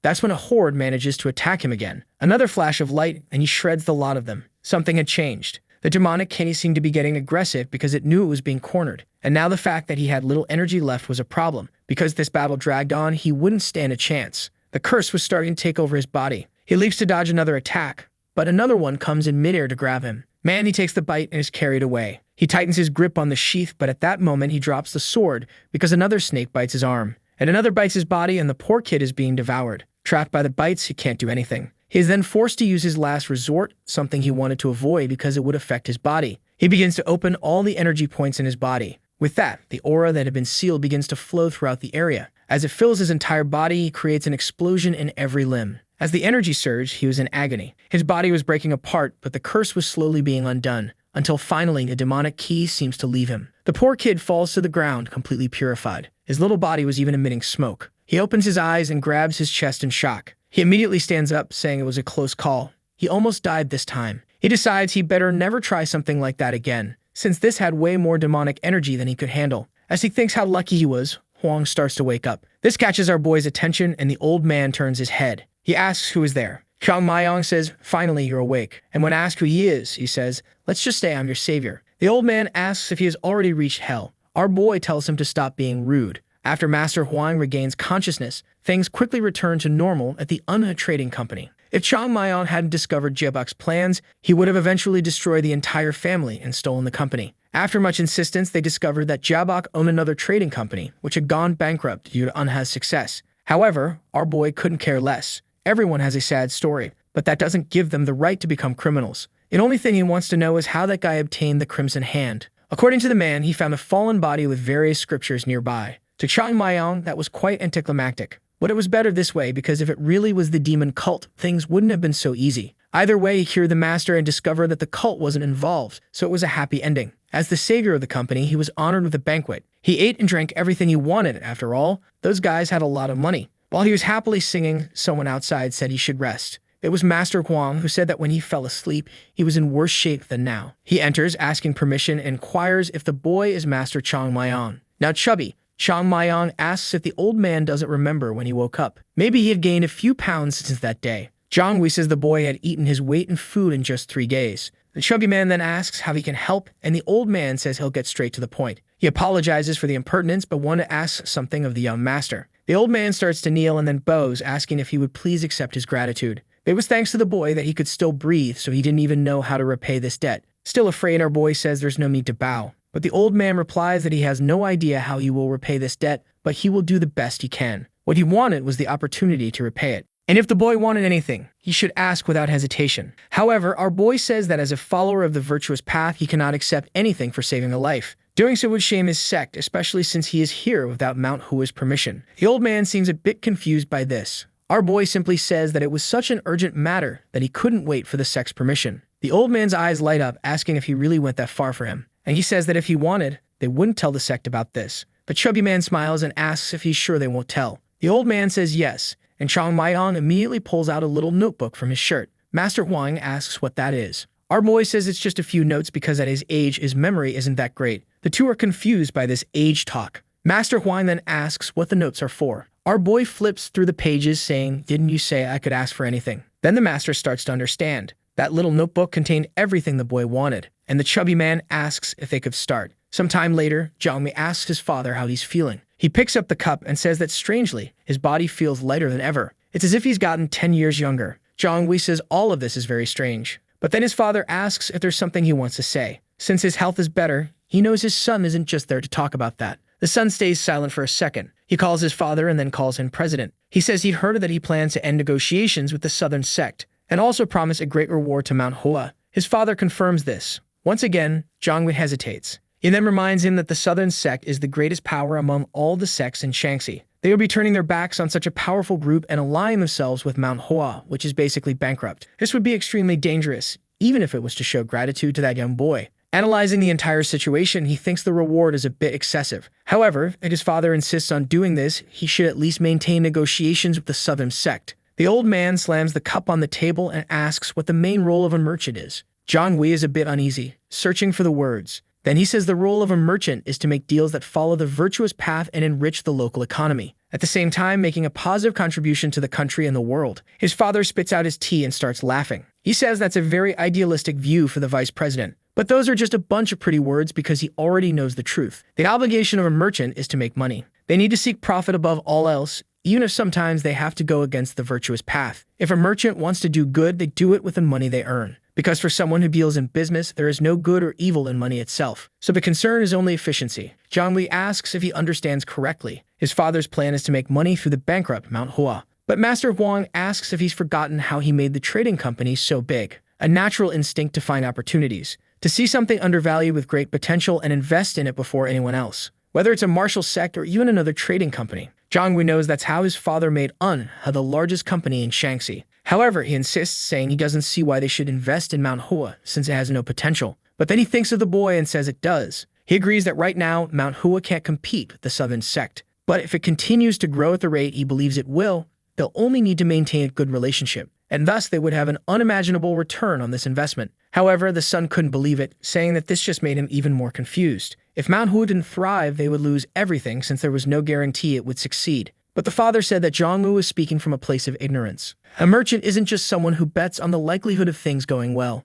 They would make Manhwa succeed. The plan wasn't to wait for the sect to grow on its own. He himself would ensure that Manhwa flourished again. In his life as a merchant, he had met countless people, but none had impressed him as much as that boy. It was as if his whole life he had been looking for something old, and suddenly he was awakened by a dragon. Ordinary people like the two of them had trouble understanding martial artists, but he didn't need to understand and just trust that eventually the truth would reveal itself. If the rewards he gave the boy created a bond, the company would have no choice but to prosper. To him, this was a small price to pay for success in life. Zhang Wei, however, hesitated, asking if it was really such a small price. The old man fell silent and admitted that the boy had taken 5 times more than he had intended to pay. He cursed that the rascal really knew how to negotiate. The son smiled, saying that he didn't know why, but his father's mind was already made up. If that's what he was thinking, he was happy to follow his orders. But he still wasn't completely convinced. That's why he would give his best every day to ensure his doubts vanished from his heart. And personally, he would make sure that Manhwa also followed a path to success. The father observed and said he was pleased to hear that from his son. Back with our boy, Chang Maiyang knew that this master had another motive for investing so much. A merchant like that wouldn't give away a fortune just out of gratitude. But he didn't care much about what the merchant expected in return. After all, he could just ignore any request a merchant made. A child might feel indebted, but he was an old man and couldn't care less about that. That's when someone approached the chubby boy. It was Aisong who stopped in front of him. Our boy asked what he was doing there again. However, Aisong pulled out a sword and handed it to him. He told him not to worry, that he had no bad intentions. But if he allowed it, he wanted a rematch. Another duel, but this time a real one. He had realized that he had been used as a tool to reveal that man's true intentions. Our boy said that calling it a trap was a strange way of putting it, since he knew that Aisong was trying to set a trap to get him out of the city. But he was willing to let the past stay in the past. He just wanted to know what that had to do with him fighting again. Aisong explained that he had been humiliated in public, put in mortal danger, and used as a pawn in the boy's plans. But it was his own fault for being deceived. Yet the only thing he kept thinking about was their practice fight before everything happened. What had occurred there still escaped his understanding. Our boy asked if that's why he wanted another fight, and Aisong confirmed it. He admitted he had no idea, but he already knew the boy was much stronger than him. What he wanted was to understand what happened that day. Chang Maiyang seemed to like this guy who was asking for another fight, even though he had been humiliated. He thought Aisong wanted to beat him up for everything that had happened, but this was a surprise. He told Aisong to think carefully or he would regret it. But Aisong smiled and said he was sure. The two then faced each other in the arena. Aisong couldn't believe how small the boy was. About 10 years younger than him and at least a level of difference in martial arts. It was as if a second-class disciple could defeat a third-class one. This strange difference made the poor guy tremble and sweat. Even though he was much older, he still felt a sense of oppression. It was as if he were standing in front of one of the elders of his sect. In theory, it should have been impossible for someone so young to have such a powerful aura. But he decided he would have to see for himself. Chang Maiyang then said that Aisong was sharp. He hadn't done anything yet to intimidate the guy, but he was already trembling because he could sense his power. Perceiving something like that showed that he actually had a lot of potential.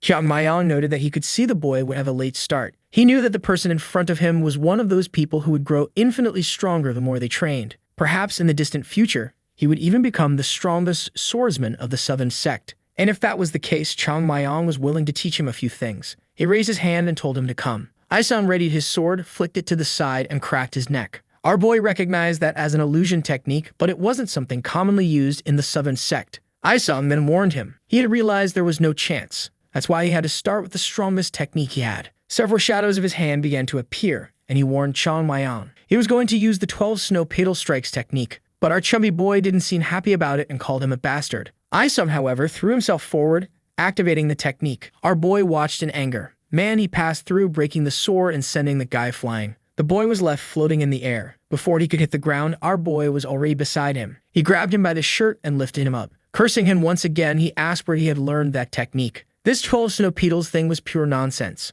The rest of the world might be fooled, but it wouldn't work on him. That's because this was a technique he knew deeply. It was one of the ancient core techniques of Manhwa, known as the dispersal of petals, a technique that had been lost even within Manhwa itself. So why was this guy from the Southern Sect using something like that? Aisong, barely conscious, muttered that he finally understood. The disparity between him and Chiang Mayong was like looking at a ghost. The poor guy started to lose his mind, wondering if this was what death felt like. Sometime later, he opened his eyes. He was in a hospital, battered. He tried to sit up. Chiang Mayong told him that his internal injuries were being treated and would heal soon. Aisong still didn't understand anything, but Chiang Mayong was already asking about the technique. The 12 snow petal technique. Aisong confirmed that was indeed the name. The protagonist couldn't believe that they had stolen such a technique so blatantly. And worse, nobody in the world, not even within Manhwa, had noticed. That's because no one remembered what the techniques were like back then. He then asked who had taught this technique, and Aisong said any disciple above the second year could learn it. Our boy wanted to know if even the elders were using it. Aisong replied that as far as he knew, the elders hadn't learned it. At the moment, it was only being taught to first and second degree disciples.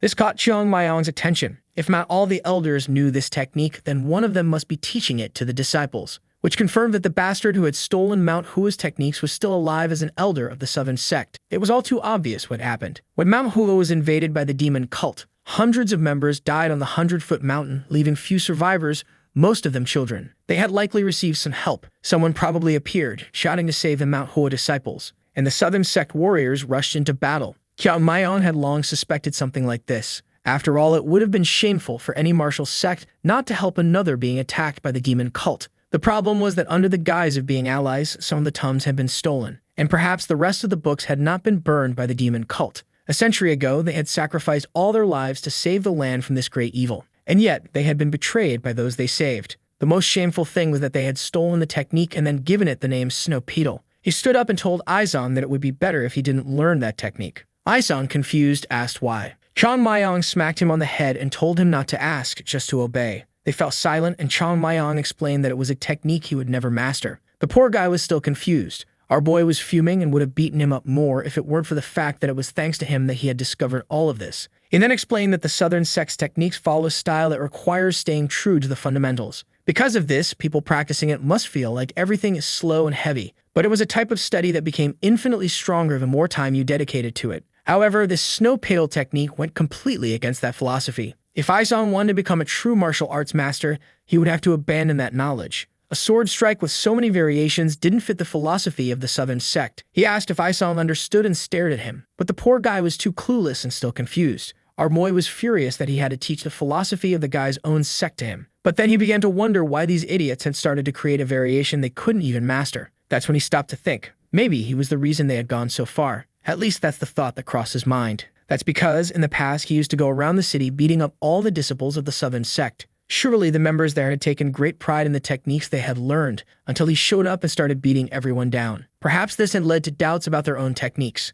What they didn't understand was that martial power isn't determined by the strength of the techniques, but by the skill of the individual. The strangest part was that they might not even have realized they were using a Mount Hua style. Aisong stared at his own hand, thinking about this philosophy of his sect. But then our boy turned around, saying he was leaving. Aisong called after him, but our boy told him to forget everything he had said. The path he should follow couldn't be determined by anyone else. The advice he gave might have been useful, but he was still the one who would make his own decisions. That's why he had to stop and think for himself about the path he wanted to follow. At that moment, Aisong stood up and thanked him for the wisdom he had shared. Our boy turned around, smiling, and with that, the chubby guy left. He stood there, saying that this was very strange. It was almost as if he had met an old sage. But outside, our boy was already thinking about going to the southern sect and beating everyone up. He looked up at the sky, talking to his brother Jamu, saying those bastards had stolen everything, so how could he have self-control? If he were as strong as he used to be, he would already be in the middle of the sect. But that wouldn't work now. First, he needed to get stronger as quickly as possible,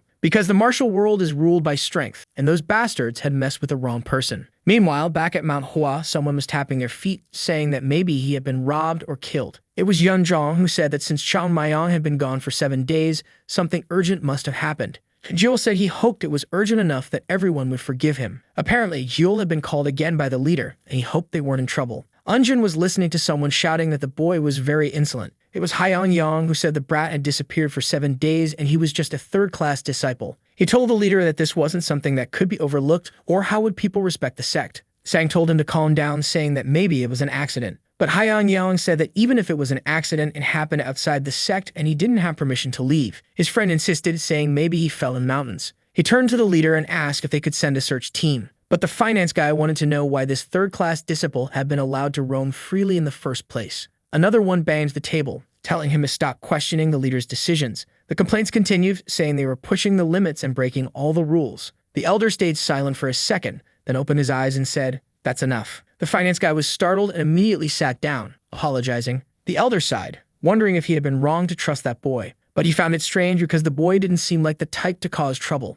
Unjum stood up and said he would form a group to start searching for him. But then someone shouted that he had returned. Immediately, the elder opened his eyes and asked who. Someone shouted, "The brat." Chang Mayong was approaching the gate. Everyone ran, asking if it was true, and someone confirmed it. The elder rushed out, saying he had to see for himself, but the finance guy told him to wait. The elder asked what was wrong. Hyang Yang said he knew the leader was worried about the boy. That was because, despite being so young, he had helped the sect a lot. The elder told him to get to the point. Hyang Yang then said not to coddle the boy too much, or it could demotivate the other disciples. At Mount Hua, people were raised to follow the virtuous and righteous path. That's why even the most precious disciple needed discipline. The leader sighed in relief, saying he would never forget that. More than anyone, he wanted the boy to have a bright future and be disciplined. But then Unim said that wasn't enough. Disobeying orders was extremely serious, and he should be confined to the cliff cave for at least 6 months. The leader was shocked, saying that he was just a third-class disciple and still didn't know things well. But Yumin insisted that at least a proportionate punishment was necessary.